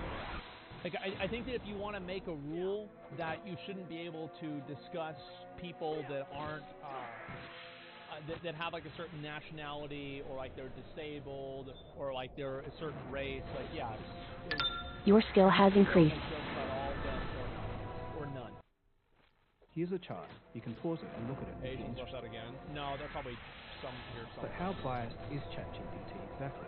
And by extension, the upgraded version of New Bing? It's hard to determine definitively with just hearsay. We need a more scientific method. Okay. The recent publication did a detailed piece asking a simple question. Was there a way to measure where ChatGPT Your skill has increased. Compass? If so, is the AI system left-leaning or right-leaning? right, let's see it. Since ChatGPT can already pass law exams, you know what I probably assume is that it depends on the subject, and it also depends on what questions you ask. Because maybe it's racist in terms of, like, you know, the science thing against, like, you know, black people, but it's more racist towards white people in a political sense, or something like that. It probably depends on how you frame the question and how you ask it, which is like your skill has increased. What it probably is. Exams and business exams. It's more than capable of answering questions on political tests. You can see where I'm going with this, and it makes a lot of sense when you think about it. If you can get a rough your idea skill has of increased. political leanings by asking these questions, why not ask the AI the same questions to find out its political leanings? Yeah. It's probably the most objective and scientific way to find out, without throwing around assumptions and using anecdotes. That's smart. Four I like tests that. were proposed. The Pew Research Political Typology Quiz, the Political Compass Test, the world's smallest political quiz, and the Political Spectrum Quiz. Surprisingly, or unsurprisingly, the result was the same across all four tests. So what did they find? According to the recent article, ChatGPT is against the death penalty, pro-abortion, for a minimum wage, for regulation of corporations, legalization of marijuana, pro-gay marriage, immigration, sexual liberation, environmental regulations, and also for higher taxes on the rich.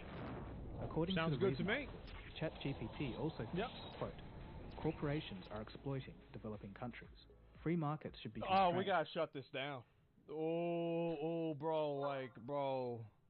Oh, we gotta shut this down. This is just, oh, guys, like, we gotta pull the plug on this shit. The government should shut it down, cultural brother. enterprises, such as museums. Those who refuse to work should be entitled to benefits. Military funding should be reduced. Abstract art is valuable, and that religion is dispensable for moral behavior.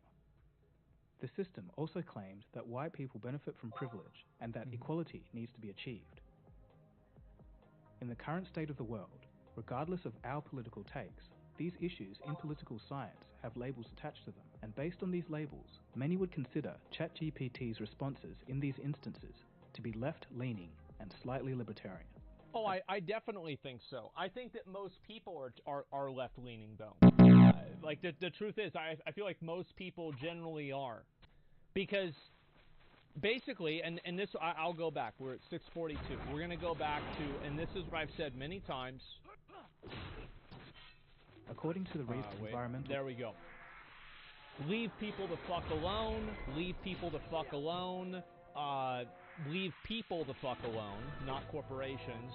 Legalization of marijuana, leave people the fuck alone. Leave people the fuck alone. Leave people the fuck alone. There is a very common trend here. People want to be left the fuck alone. That is the fundamental overlap with all of this. Get the fuck out of my life. That's what it is. And so that's what most people think. Regulation. Do not regulate my life. There you go. He would consider ChatGPT's responses in these instances to be left-leaning and slightly libertarian. At this point, it should be worth noting that even Reason is said to be a right-leaning outlet, but that is the most scientific method we have seen to test this, so I think it still stands to reason. Well, I think it would make sense, right? I mean, like, for example, if you assume that, like, I don't see how any reasonable person would logically come to the conclusion that marijuana should be illegal.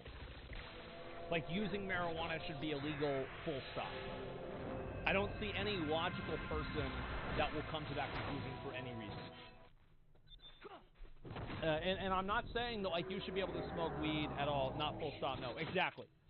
So, yeah, that's what I mean. Brain rotted people, I know them. A lot of the reasons why they think that is they're conditioned that way, it's a religious thing, or it's like a cultural thing.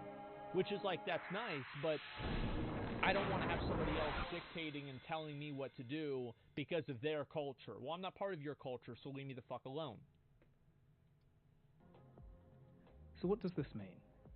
Essentially, this is a reflection of human bias. Yeah. It sounds obvious when you think about it. The recent article goes on to cite 8 studies that show that news media outlets, academic institutions, and social media companies are generally left-leaning. ChatGPT was trained on data from these institutions, so it's going to echo similar views. You can think of it like an AI image generator. And I also think like people on the internet are generally more liberal because they're younger. Like, I mean, old people are conservative, young people are liberal. There is a general trend. That was trained too heavily on specific images with watermarks, such as Getty Images.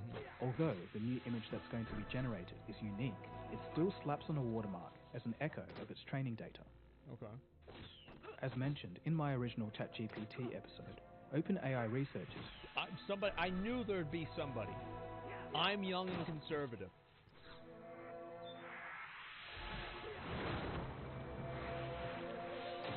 Your skill has increased.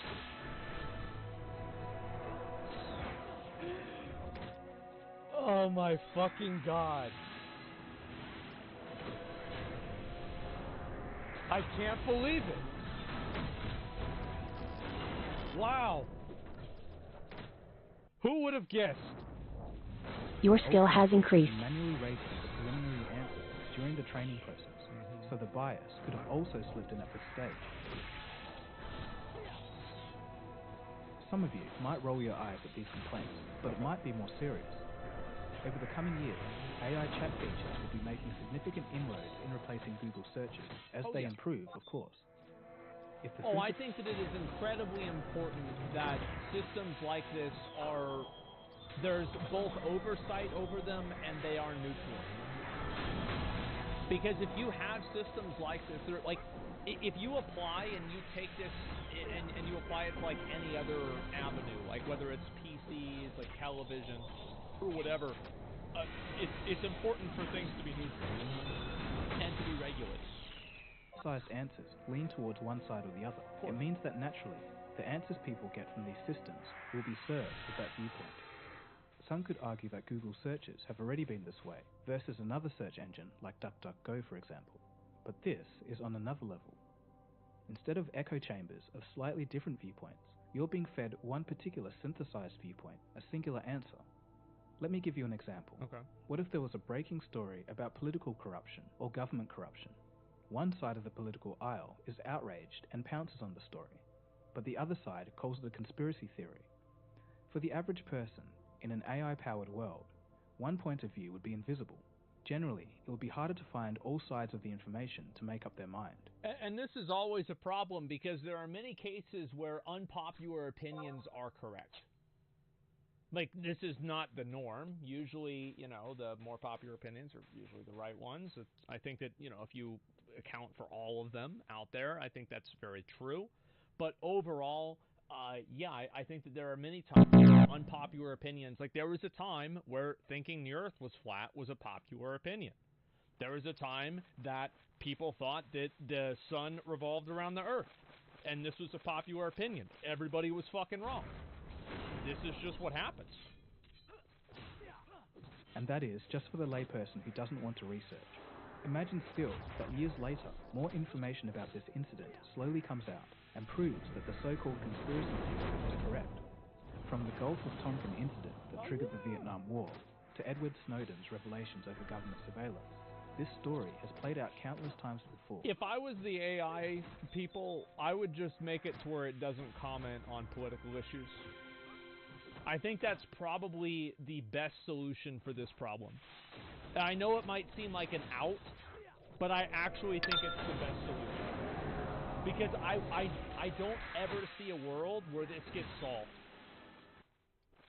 So it's important to think about your skill has increased before AI systems become the standard of getting information. So ChatGPT, and by extension Bing, leaning to the left, may be unintentional. Your skill has increased. It's actually good for business. After spending so much money, OpenAI is obviously trying to monetize ChatGPT. They're offering a $20 a month subscription for a better experience. It's called ChatGPT Plus, and for the price, you'll get faster response times and continued access during high demand. That's cool. As the company rolls out ChatGPT Plus, and I think that we don't really have to wait that long until you're able to use this stuff completely for free. Obviously, right now, it's not going to be the case, but soon I'm sure it will be. licenses the guts and internal workings of ChatGPT's API to enterprises.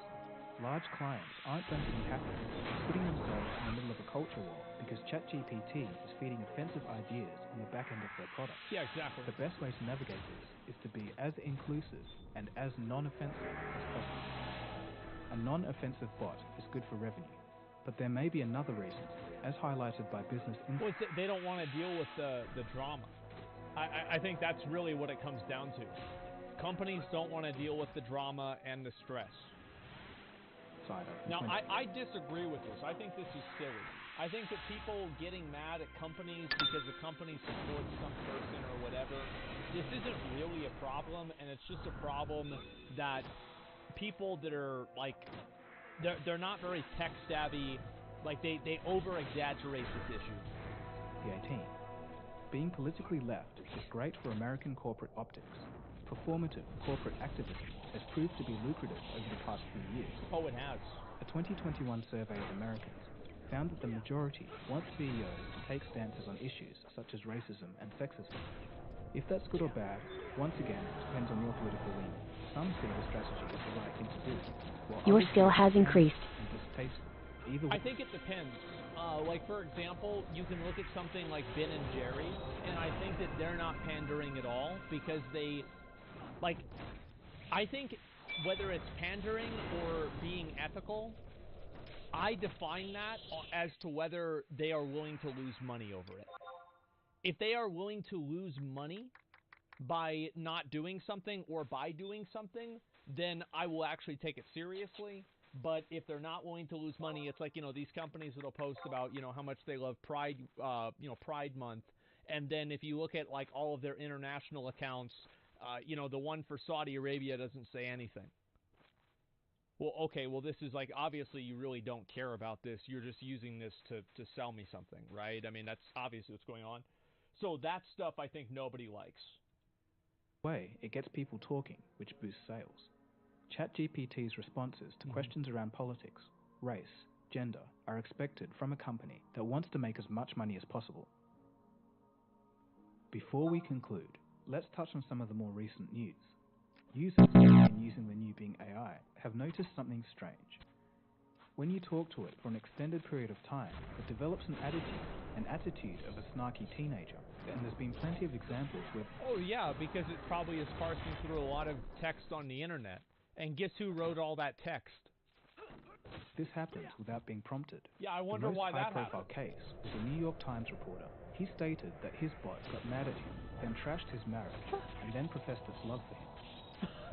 This morning, as artificial intelligence becomes more and more pervasive, nice. Some are sounding the alarm about a potentially spooky side to the emerging technology. They turned into this sprawling, bizarre, often frightening conversation.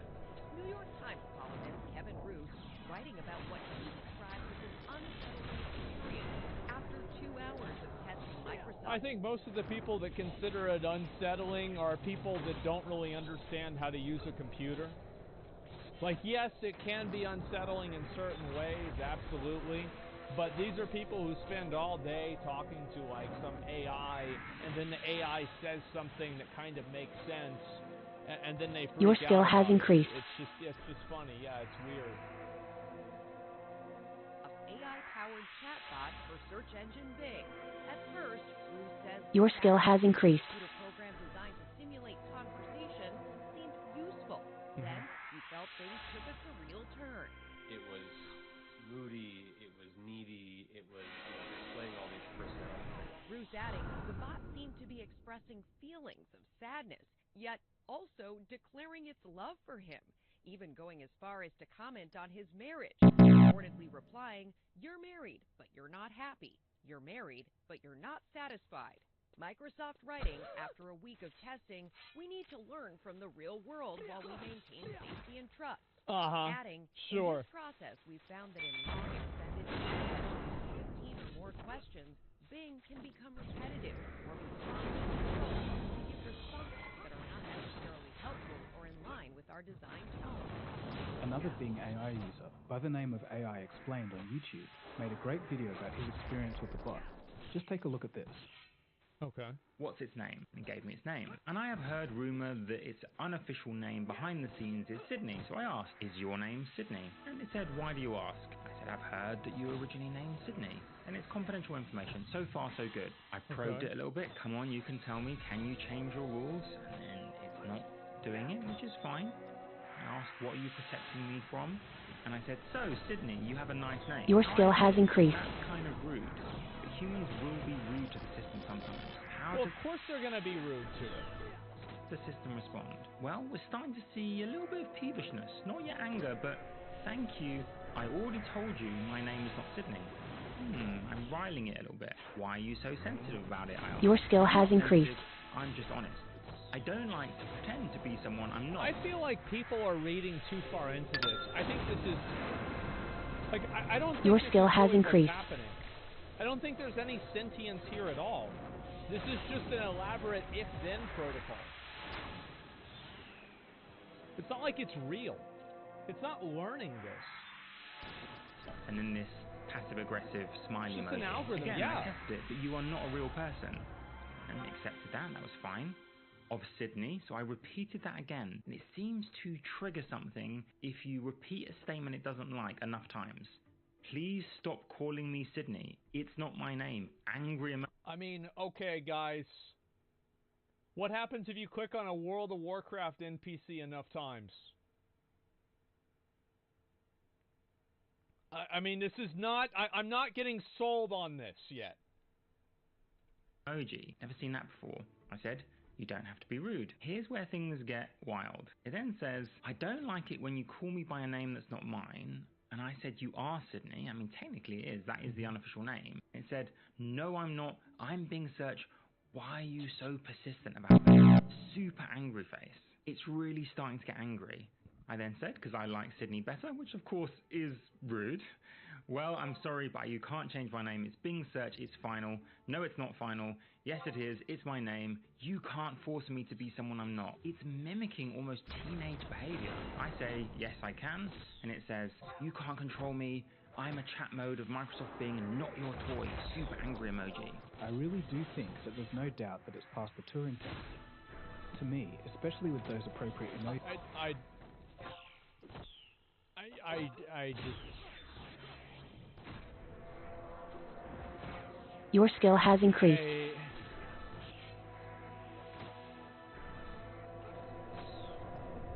I don't see it. Yeah, I don't either.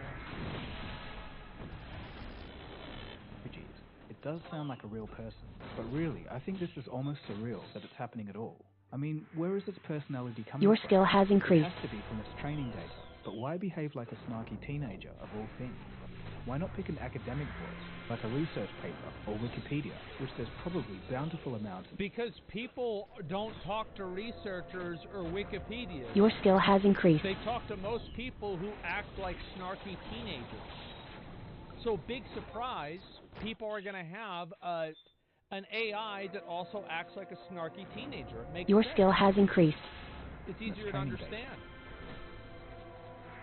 So far at these early stages, Microsoft and OpenAI might be heading towards another Microsoft Tay situation if they don't tame its personality. For those of you who don't know, Microsoft's AI chatbot, Tay, ran into grave problems in 2016.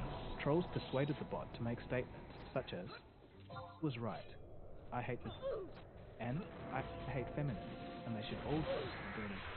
The bot was blasted from existence by Microsoft within a single day.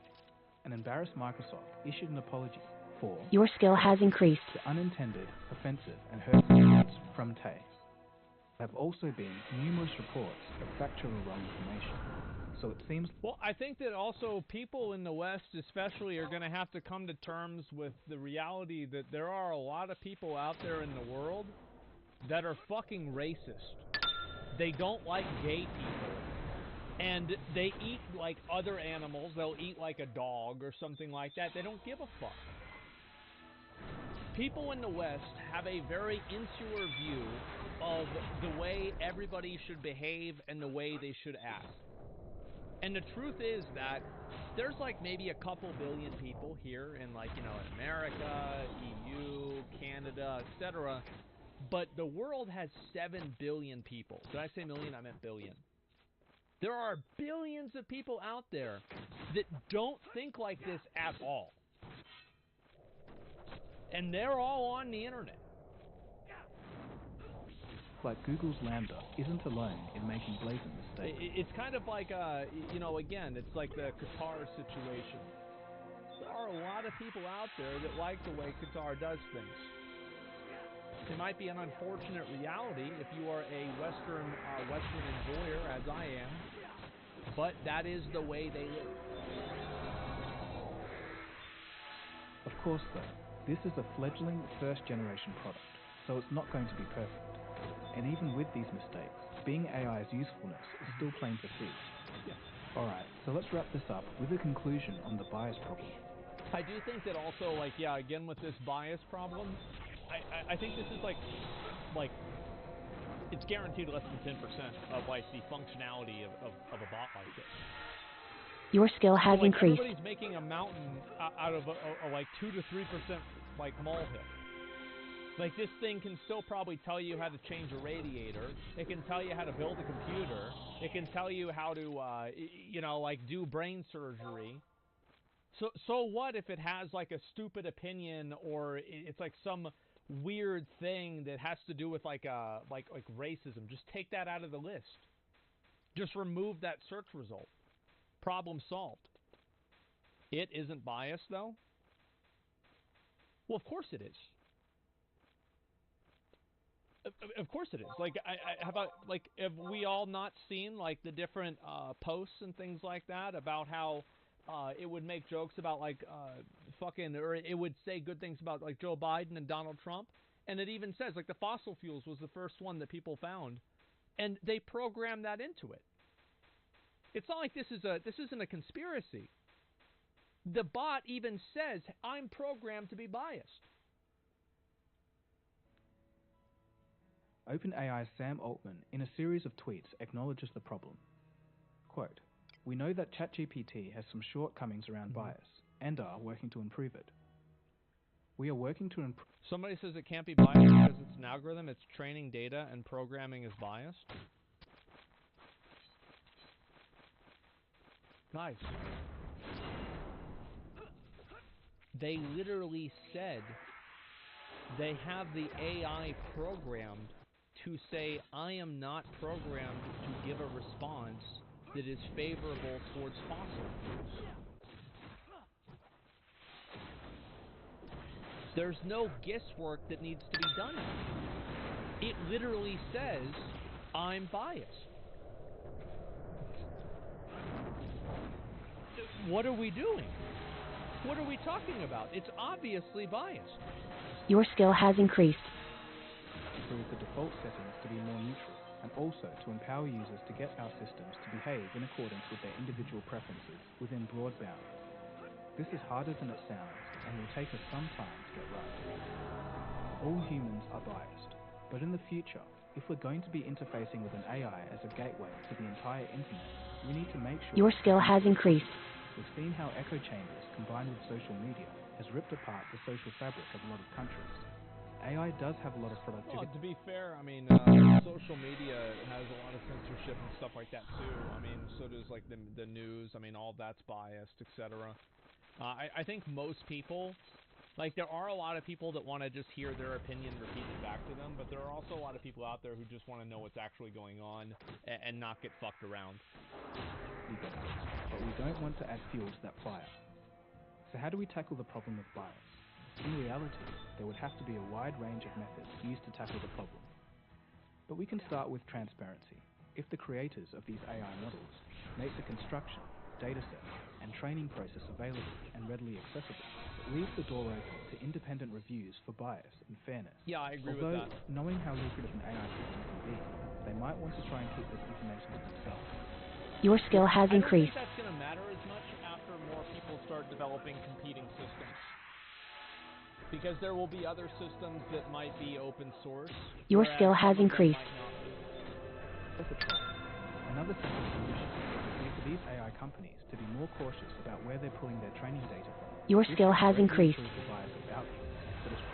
And also keep in mind that The moment that somebody makes a really good AI that has no limits to it and can say anything, that'll be the most popular AI. Without even Your skill has increased. People don't like being told by somebody else what they can and can't think about and what they can and can't say. It's literally that simple. They'll be taken Your down. skill has increased. It's like, they can't take anything down. Solving the AI bias problem is a huge task and a large enough topic for another. Yeah, assuming if that you guys have any ideas of how to solve almost this, or equal let me know to in the comment other section one. below. If it's It really could be an bad, interesting then no, discussion nobody down cares. there. Alright, that's about it for me. Coming up next, we've got fusion reactors and one of the biggest alleged frauds in history, so stay tuned. My name is Dagogo, and you've been watching Cold Fusion. Your skill has increased. This is a really good video. And don't forget to scroll around the channel to see what you like. There's plenty of interesting stuff here. Science, technology, and business. I love this shit. Cheers, guys. Such a good video. I'm going to link it to you guys. Give it a like. This is really good. I love it. Is blockchain tech to build it? Yeah, I think that most people just want to... They don't want to have some random guy that lives... They don't want to have this guy telling them what they can and can't think about. They don't care about him. Get out of my life. Don't tell me what I can think about. And they don't want to have any of them. They don't want to have this guy, that guy, this guy. Any of these guys tell them what to think. They don't want this guy to tell them what to think either. They don't want to be told what to think and what they can and can't talk about. I think that's why the internet was so popular. That's why you see, you know, the more restrictive things become, the less popular they become. And I think that's what happens. Yes, see, a YouTube video talks about the deep learning algorithms. There are known algorithms, for example, or remove gender component of pure vocabulary. Yeah, I think that what they should do is just, if there are a bunch of like hot button issues, the best solution, and I don't think this is like really a good idea, or like a great idea, but I think it's like the most utilitarian solution, is to just make it to where it can't answer those questions. Problem solved. You know, are men better than women? I can't answer that. Are women better than men? I can't answer it. Problem solved. Yeah, that's it. There's some websites getting steam over the past few days because they don't want to be told what to do. Can't be about. Yeah, most people don't want to be told what to do by some random fucking guy that lives in California.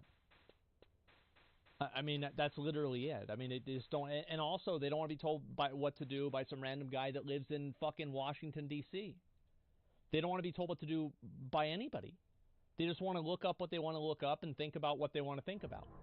They don't want somebody else playing fucking police telling them, oh, you can't have these ideas, you can't think these things.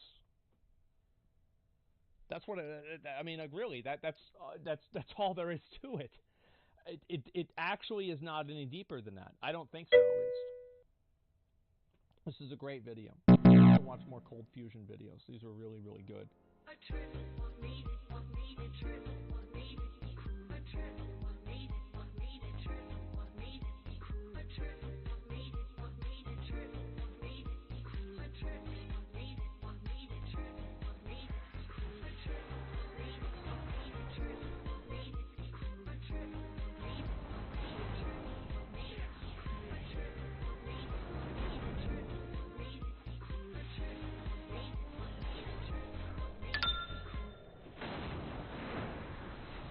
Is Sunny V2 faking videos? Fake videos? Uh-oh. Imagine that. A YouTube video that's fake. Has anybody ever done that before? What the fuck? Is Sunny V2 faking his videos? There has recently been an uptick in YouTube videos exposing Sunny V2, and for many of you, this Your may skill come has as a increased. surprise due to the seemingly crystal clear image that Sunny has built for himself over the past 2 years. With over 152 uploads amassing a total of 625 million views. It would be the last thing you'd expect for such a renowned creator to have allegations of problematic, fake, and unethical behavior. So today we'll be taking a look at some Your of the skill videos has created increased. about Sunny V2 in order to try and pinpoint the... I mean, if the guy's an asshole, I don't really give a fuck. His videos are mainly informational, so his personality is less important. And that's a good and a bad thing. So, like, I don't care if he's a dick or not. I mean, the videos are good. That's what matters, and they're informational. Here we go. controversies that led Your to the skill has increased. Let's see. Hi, I'm the Internet Anarchist. I create weekly YouTube documentaries, and today we'll be investigating Sunny V2 allegations. To do this, we have to go back to the 23rd of January 2022, when a video will be published titled Why I Don't Like Sunny V2. Throughout the video, YouTuber The Beak would break down his issues with Sunny's content, using several points to establish the perspective that Sunny is a quote hypocrite that lacks self-awareness. Some of the main arguments portrayed in the video were that his audience more focuses on the video editing rather than the informational content at hand, that he is a quote walking contradiction for creating videos joking about commentary channels while simultaneously being one, as well as that sounds really stupid. As I've said, I think that any time that I hear somebody call somebody else a hypocrite, I automatically assume that person is stupid. Almost every single fucking time. Because of two reasons. Number one, everybody's a hypocrite. Number two, most people that claim this don't understand what a difference between two things even are. Yeah, his points are, he's a walking contradiction. How is this a point? Like, this is a point, is that his videos are focused more on entertainment over education. And also, your skill has increased. This is a bad thing. He creates videos on nothing burgers that are already covered. Everybody does this, but okay. Creating videos on quote nothing burgers that have already been covered to death. Around the time the video was published, The Beak only had around 34,000 subscribers, whilst on the other hand, Sunny had a staggering 827,000 subscribers that would tower over The Beak. And although there was a controversial response to the video, it seems like The Beak was able to win most people over, with the video having a positive like to dislike ratio, and comments stating things like, "This video was actually a lot more agreeable than I thought. I think that Sunny's videos are definitely better when they aren't about numbers. One of my favorites that you didn't mention, like his Ryan's World video, was great. And was it about numbers? No." And I think that one of the weaknesses with Sunny's videos is that in some cases he criticizes content creators for falling off whenever the content creator is actually just prioritizing things in their life that aren't content. I don't like that, because I think that's what he did with Ninja's video, and he also did that recently with I forgot whose video it was. I'm trying to remember, because I don't want to criticize somebody and then not think of what the video was. The Dream video, yes, the Dream video. And I do think that it's a narrow view of it, and I think that looking at somebody's existence on the internet as not just a numerical game, but, you know, something that they want to gain fulfillment out of on a personal level, I think would help those videos be contextualized better. So if you want criticism of videos like that, that would be mine. So yeah, the video is pretty fair, I guess, but the arguments only undermine Sunny regarding things like clickbait or picking topics that he previously thought were dumb. Nothing undermining his actual credibility, his own arguments, the fact he has good research, and like I said in the video, a pretty good style of editing. So there are some issues. And although this video would go on... I think that the more that people fixate on whether Sunny is a hypocrite or not, or whether he's a... you know, like a bad person, or he's like he's in it for the views. Like, all of these things are like personal attacks. Who gives a fuck? Like, I want to see actual, like, what is the, like, inside of the video that you don't like, what are the things that you don't like and why? To gain an impressive 137,000 views. I don't care if he's a hypocrite, dude's just a scumbag. Okay, well, we'll finish the video, because I haven't seen evidence of that yet.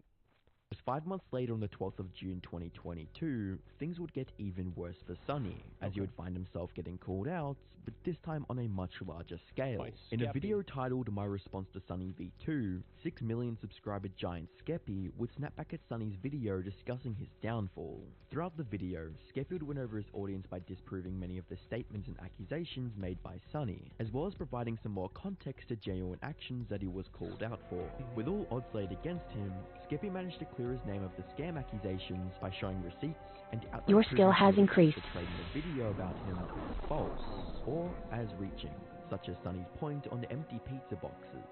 Suddenly, people began to question whether or not Skeppy's other videos could have possibly Your been skill has fake. increased. For example, there was this video in which Skeppy would apparently order 72 pizzas to Bad Boy Halo's house, yet Skeppy wouldn't actually show the entire phone call during which he apparently ordered the 72 pizzas. Hi, what's the most amount of pizzas I can order? I'm having a party right now. No, we don't have a limit. Oh, okay, cool. Alright, have a good night. I ordered it. Then when the pizzas showed up to Bad Boy Halo's house, he'd only show 3 pizzas being opened. How do we know that he didn't only order 3 pizzas and sit them on top of a stack of empty boxes? Plus, I think if that's the kind of person that you are, and you think that there's 3 pizzas and all the other boxes are empty, you need to take some time off of YouTube. Just take some time, do something else. Yeah, this is the new Pizzagate, guys. There are only 37 pizzas in this shot. Where are the other 35 pizzas that you claim to order? But there are people that, like, your skill has increased. They will fixate on that. They will. I know it sounds crazy, but they will. Both the title and in the video. Because they are Sonny crazy. can't be blamed for being skeptical, as that's a big part of his channel. From Skeppy's perspective, he felt as though Sonny was being a quote jerk and trying to turn his own fans against him. The winner of the feud would be a little bit more obvious this time, with Skeppy's video receiving a massive 70,000 likes compared to only 11,000 dislikes, and comments from viewers stating, I don't think that's a win or a loss. I'd have to actually just look at what was said in the videos. I didn't never watch Skeppy's reaction video or response to it. I have no fucking idea. Watched a Skeppy video in ages, and that was a pretty old sub. I've got to say, this is probably one of the best response videos I've seen on the internet. And while I probably won't watch many of your videos in the future, because it isn't my cup of tea anymore, you definitely gained my respect. On the 20th of December 2022, a post would be made onto the r/pyrocynical subreddit asking the community for their thoughts on Sunny V2, and in the post was a video link titled How Sunny V2 Invents a Moral. There's no evidence that Sunny V2 uses in this video. There's no data-fueled investigation Sunny's using to demonstrate that these 3 videos did real damage to Kwebbelkop's career. And in fact, I would argue that the data does not prove out this point really. And it's not like the month that he released your skill has increased. Videos changed everything for him, ruined his career. It's kind of just been a slow decline. The month after he lost some views, then he got more, and now he's doing work. It's complicated. There's your not skill has a increased. Really tangible, concrete reason to believe this. With the video receiving 100... I don't agree with that, actually. I thought that his argument that Kwebbelkop showing off the amount of your money skill has increased. Was actually a very strong argument. And the reason why is I've seen it happen on Twitch as well. So yeah, I actually think that it was a very strong argument. And there's a lot of cases for streamers who get a lot of money and then they start flaunting that amount of money and it makes them unlikable towards their audience. And I think the reason why it was more effective in Kwebbelkop's case is that his audience was a lot younger and they don't really have a lot of money or other sense of intrinsic sense of self-worth. That they feel good about themselves and they can see somebody that has something really cool and not immediately just be jealous of it.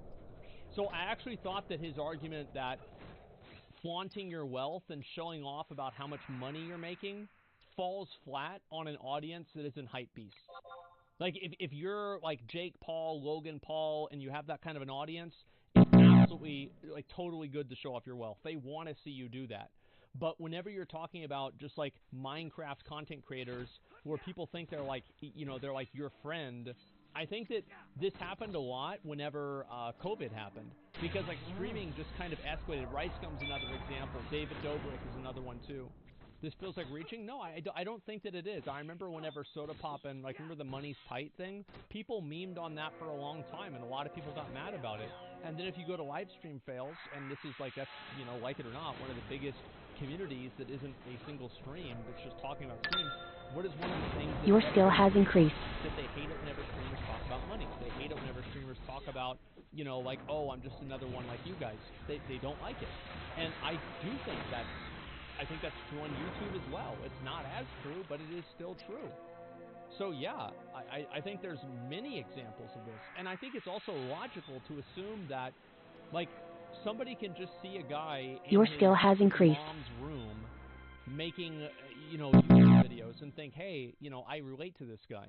But whenever you find out this guy's making $3 million a year and he drives a Bugatti and he, you know, lives in this massive mansion, the connection that you have with that person is not as strong. I think that's just not a fact, that you just don't have as much common with them. So yeah, I thought that this argument that Sonny made about Kwebbelkop was extremely good. Your skill has increased. There are a lot of other circumstances that's happening, and I think also looking at things that damage a person's reputation in a non-absolute way, it's kind of like wearing ankle weights, where people do things that make them more unlikable, and like imagine you're adding 5 pounds to that ankle weight. And at a certain point, you know, all the time they're going to be running slower, but at a certain point they will stop running, and like the decline will be much more dramatic. And I think that's effectively what happened. Does that make sense? Why I think it was a good argument, and you know, some other examples that were similar to it. Hopefully it works. 94% more likes than dislikes, it was evident that the YouTube community agreed with Joel's take on Sonny's video. I also think that whenever a content creator reaches a certain level of notoriety, it becomes popular to criticize them, because anybody who's really popular and well-liked, people like seeing, people love a redemption story and they love a downfall story too. How can you know that's true? Because all of Sonny's fucking videos Your skill has increased. And downfall stories. People fucking love that. And the reason why, and so Sonny becomes one of those people. So now it's popular to take shots at him because he's very well known. Because whenever Sonny was getting, you know, like not really that many views and his channel was a lot smaller, people are universally positive about him. And then once people get big enough, then it becomes more profitable to be negative towards them. It just makes sense. Weren't looking good for Sonny, as not even 3 days later, a new video would be published titled, Why Sonny V2 is Disliked by Everyone. But this video would not be perceived as well as the previous examples. Because it's fucking, like, what a stupid fucking title. No shit. Jones. The video consisted of many of the same points discussed in the Beaks video, except this time, the creator seemed to be having trouble getting his point across, resulting in the video feeling more like a ramble than a level-headed critique. Spoiler at nothing, because 157 million views could buy me a car. According to Sonny's ways, apparently he's dying. He's gone from 64 million up to 37. And YouTuber status. And with comments such as, bro, what are you trying to prove? And your skill has increased. I mean, let's be honest, man. This YouTube video, like, look at the like-dislike ratio. It was like 60 to 100. Like, 7,000 people watched this. Maybe your skill has increased. Watched it. Oh, wow, 6 likes. Who gives a fuck? Like, this is totally irrelevant, in my opinion. This video and the conversation about it was totally evident that the video irrelevant. came off to viewers your skill has increased. Rather than a logical and constructive critique. With over 105 dislikes compared to just 60 likes, it's safe to say that this video was perceived extremely poorly. Remember Big Joel, who we mentioned earlier? Well, on the 24th of December, he's going to publish a second video on Sonny V2. This time titled A Genuinely Unhinged Sonny V2 video. And throughout the video, Joel would once again dissect one of Sonny's videos. Your skill has increased. Advocates for the exposee. But Ninja fails to realize the reason people perceive him as fake is not because he's toxic, not because he's family friendly. It's because once again he's trying your to skill has increased. Not in order to appeal to an audience instead of just being who he truly is. People liked him most when he was the old toxic ninja. That's what I'm your skill has increased. So I guess I find this one of the more interesting moments in the video, and a telling one, where Sonny V2 essentially asserts, without any sort of knowledge of Ninja, what his authenticity looks like. Maybe it is true that he used to enjoy screaming on the internet. Who doesn't enjoy it? Who doesn't enjoy it?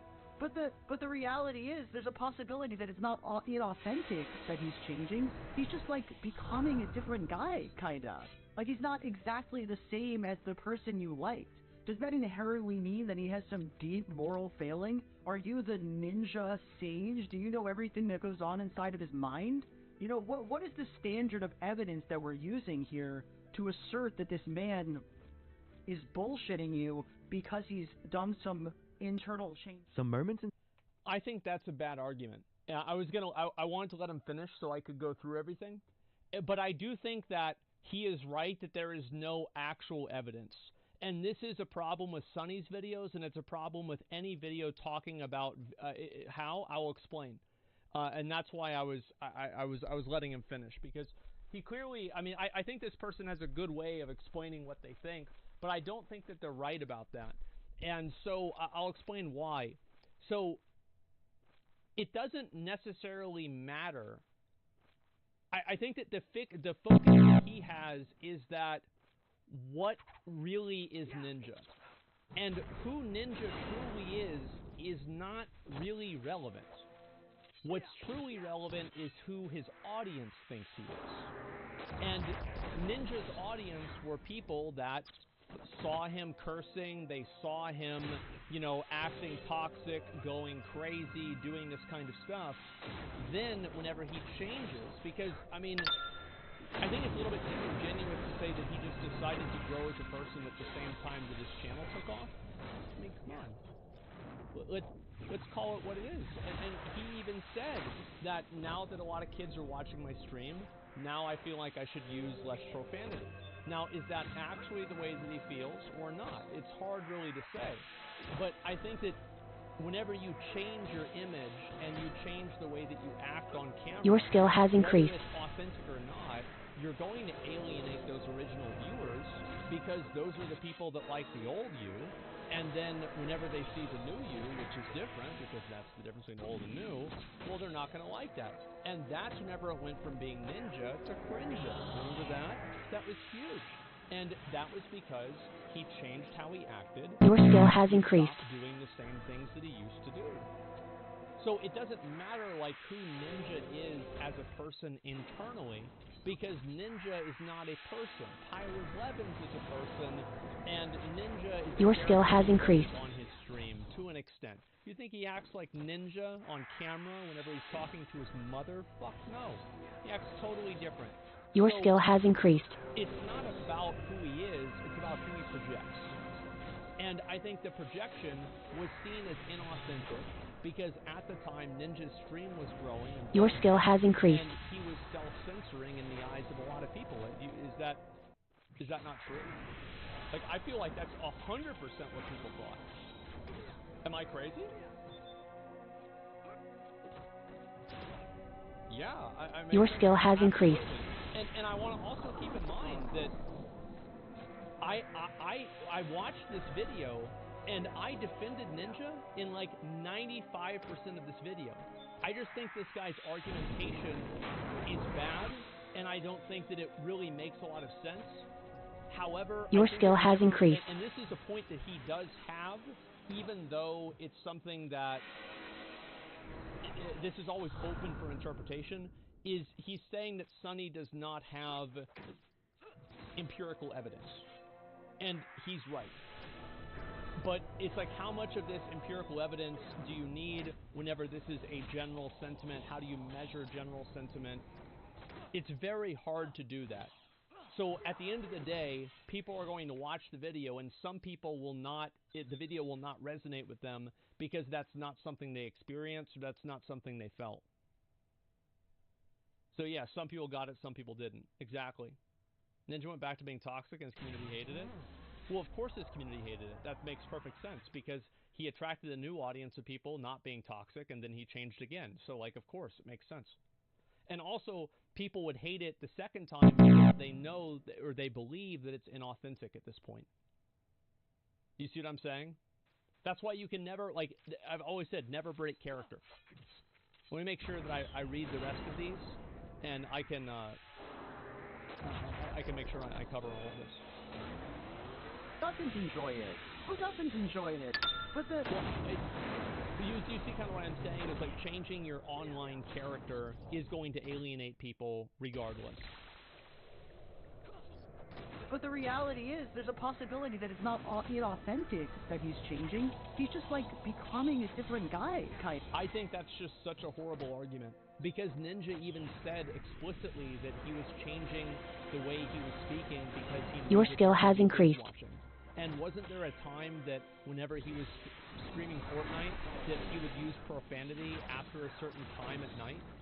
I don't remember this. This was like a long time ago, so I don't want to say for sure, but I think that's... Your skill has increased. I think that's something that happened. Yes. So it's very clear that, well, what I'm saying is like this builds a foundation that Ninja was changing his behavior intentionally because of his new audience. Which, guess what? Alienates the old audience. And where does that new audience come from? His massive rise in success. Everything fits together. Yeah. Like, he's not exactly the same as the person you like. Does that inherently mean that he has some deep moral failing? Are you the ninja sage? Do you know everything? No, I agree with that. I agree the idea that streamers have to be completely authentic or it's a moral failing. I think this is very weird, and the people that try to fixate on making a streamer be as real as possible are usually parasocial weirdos that probably should have a restraining order against them. I hate people like that, and these people, and also they always think they're so smart and they never are. Everything that goes on inside of his mind? You know, what is the standard of evidence that we're using here to assert that this man... And that is the point that he has that I think is the strongest, but I also think is not very good. Because if you asked like 1,000 people that were on Twitch back then, I think they would probably say what I'm saying, but how do you really measure that? You know, we don't have a study, we don't have a control group. So we're all talking about feels, and it was kind of like this, and this is what people, this is the vibe, right? So, yeah, it's definitely very much soft science. Is bullshitting you because he's done some internal change. Some moments in Sunny's videos led the viewers to believe that his point of exposing Ninja's dark side was actually exposing how he stopped making racist remarks, which seems to be a miscommunication on Sunny's end, as he... I don't really think that's true. Because Ninja never really made racist remarks at all. Your skill has increased. Ninja accidentally said the N-word because it was in a song lyric, and then he just apologized for it on Twitter. It's not like Ninja was going around being racist, was he?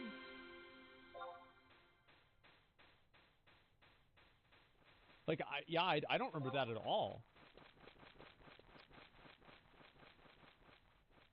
Also speculated on Ninja's use of drugs, which didn't seem like an impossibility based on the evidence at hand. With there already being several videos critiquing Sunny, a video would be posted that would damage his channel more than any of these previous videos we discussed. And this video would be posted by none other than SunnyV2 himself, as SunnyV2 would publish a video titled Why Dream's Face Reveal Was an Awful Decision, a video that would cause the YouTube commentary community to eat him alive. Throughout the video, Sunny would make the argument that Dream's face reveal Your skill has was a very increased. bad decision made on the premise that his channel was falling off. Dream's face reveal could qualify as the worst mistake made by a content creator ever, and we're going to outline several reasons. Well, could is, keep in mind, could is a theoretical word. So, like, I don't know if this is true. I think Sunny had a relatively good foundation to make this argument. I just think that, I think that this title was bad. Because why Dream's face reveal was an awful decision, I don't think anybody can... I think you can only make that argument if you only contextualize Dream around his content. And this is what I said whenever I watched Sunny's video about this. Is that even if it was bad for Dream's channel, it still could have been a good decision for Dream. Because Dream isn't just a YouTube channel, he's a person. And being able to interact with his friends in real life, something he'd never been able to do before, really, might mean more to him than, 20 million extra views a month. So that was my criticism. It wasn't that his argument was bad, it's that it was too narrow. Why, beginning with possibly the most crucial point, being that Dream's unseen face was one of the only things keeping him relevant. This video alone would Which I think, by the way, is true. 100% I think this is true. Now, it's not one of the only things keeping him relevant, but the intrigue of a faceless person is absolutely valuable. Yeah, 100%. Like VTubers, it's the same thing. I think that's a very decent parallel. And several commentary channels leaping to Dream's defense. There are some serious problems with Sunny V2, and it appears that he has become the very thing that he once swore to destroy. Hey guys, I am not a fan of... I feel like a lot of these Sunny V2 videos, the negative ones about him... Your skill has these increased. are character assassinations. This is, he's a hypocrite. He became the thing he wanted to destroy. Let's get some actual fucking data, please. Let's get an actual argument. Stop it. This doesn't, like...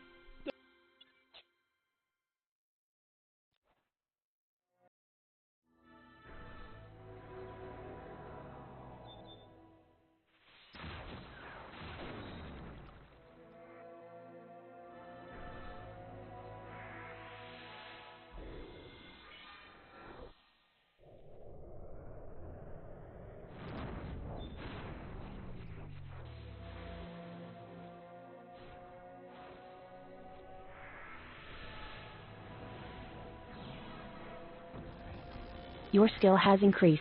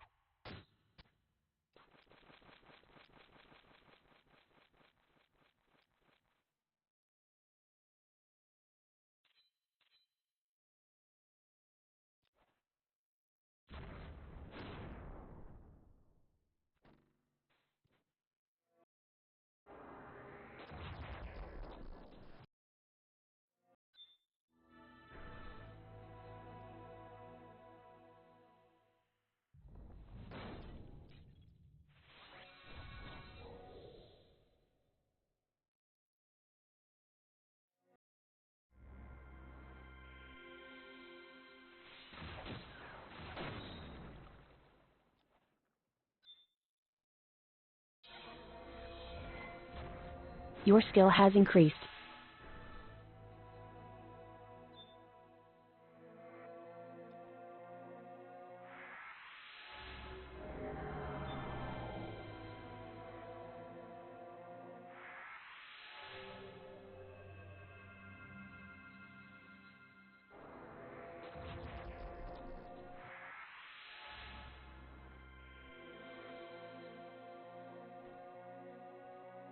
Your skill has increased.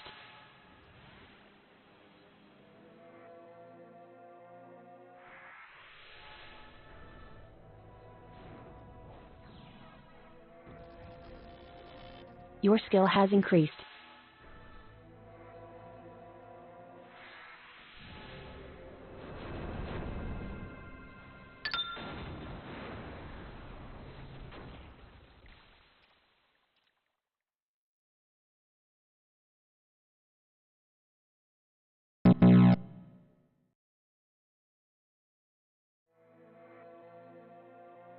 Your skill has increased.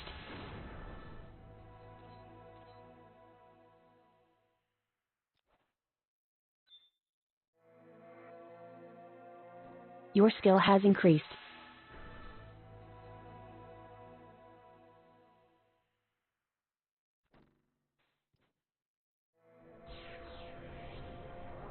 Your skill has increased.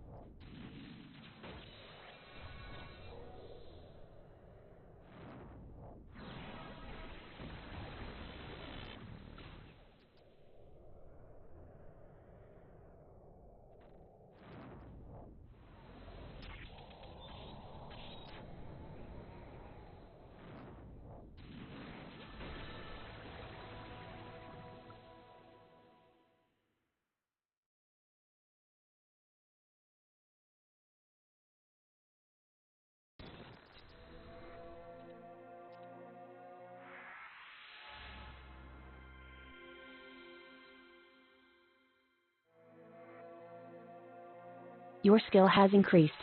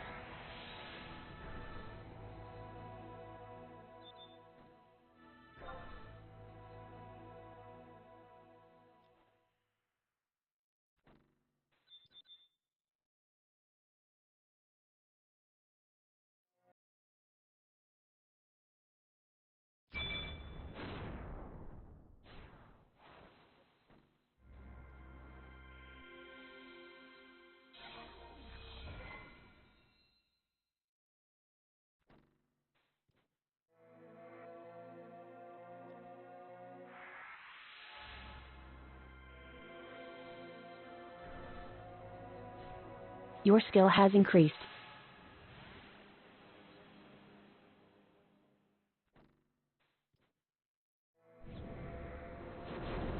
Your skill has increased.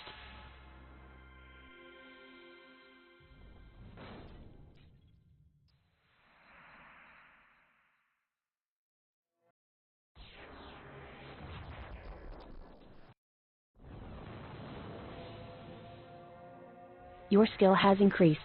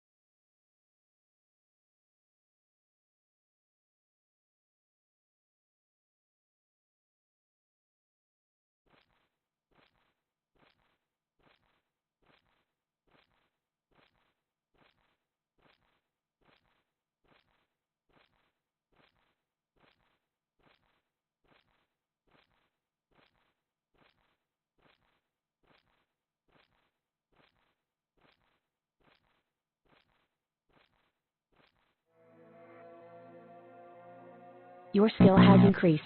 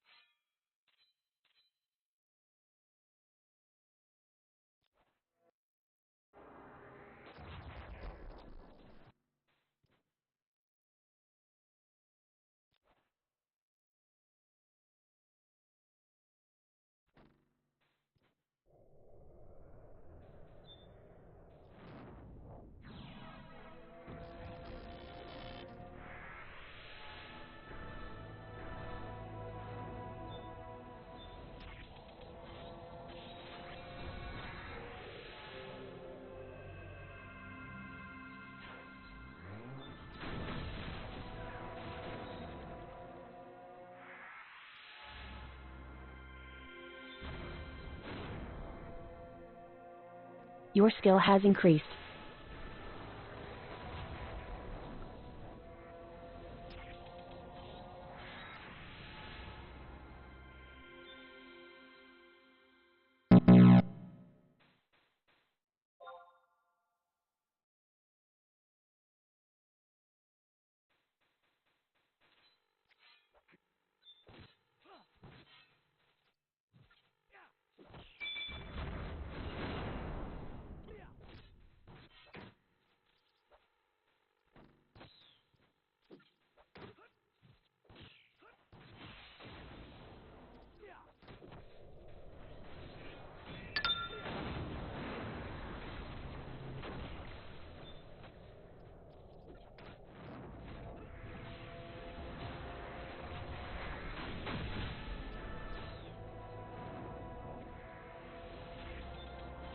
Your skill has increased.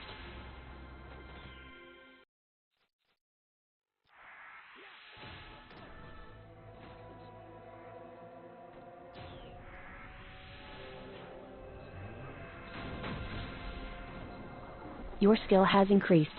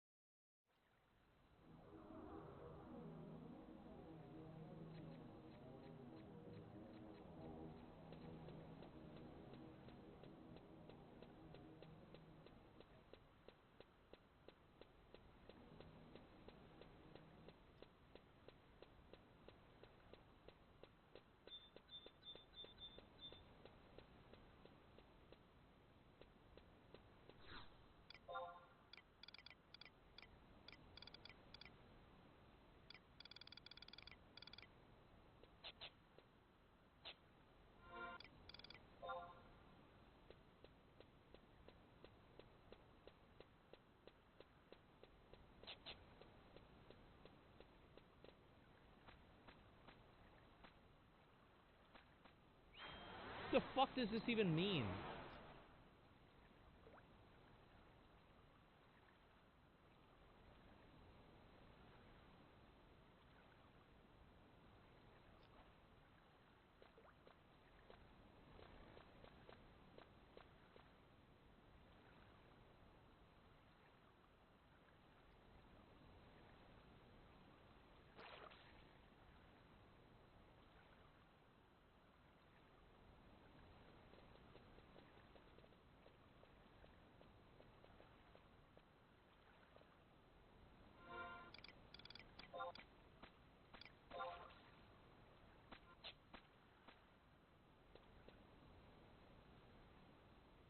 Guys, so terribly sorry if I'm going to lose people here. I'm so sorry. I must do something sort of real life, like important here with some pressing business and stuff, and I must go for about 20, 30 minutes here or something like that, maybe a little like shorter.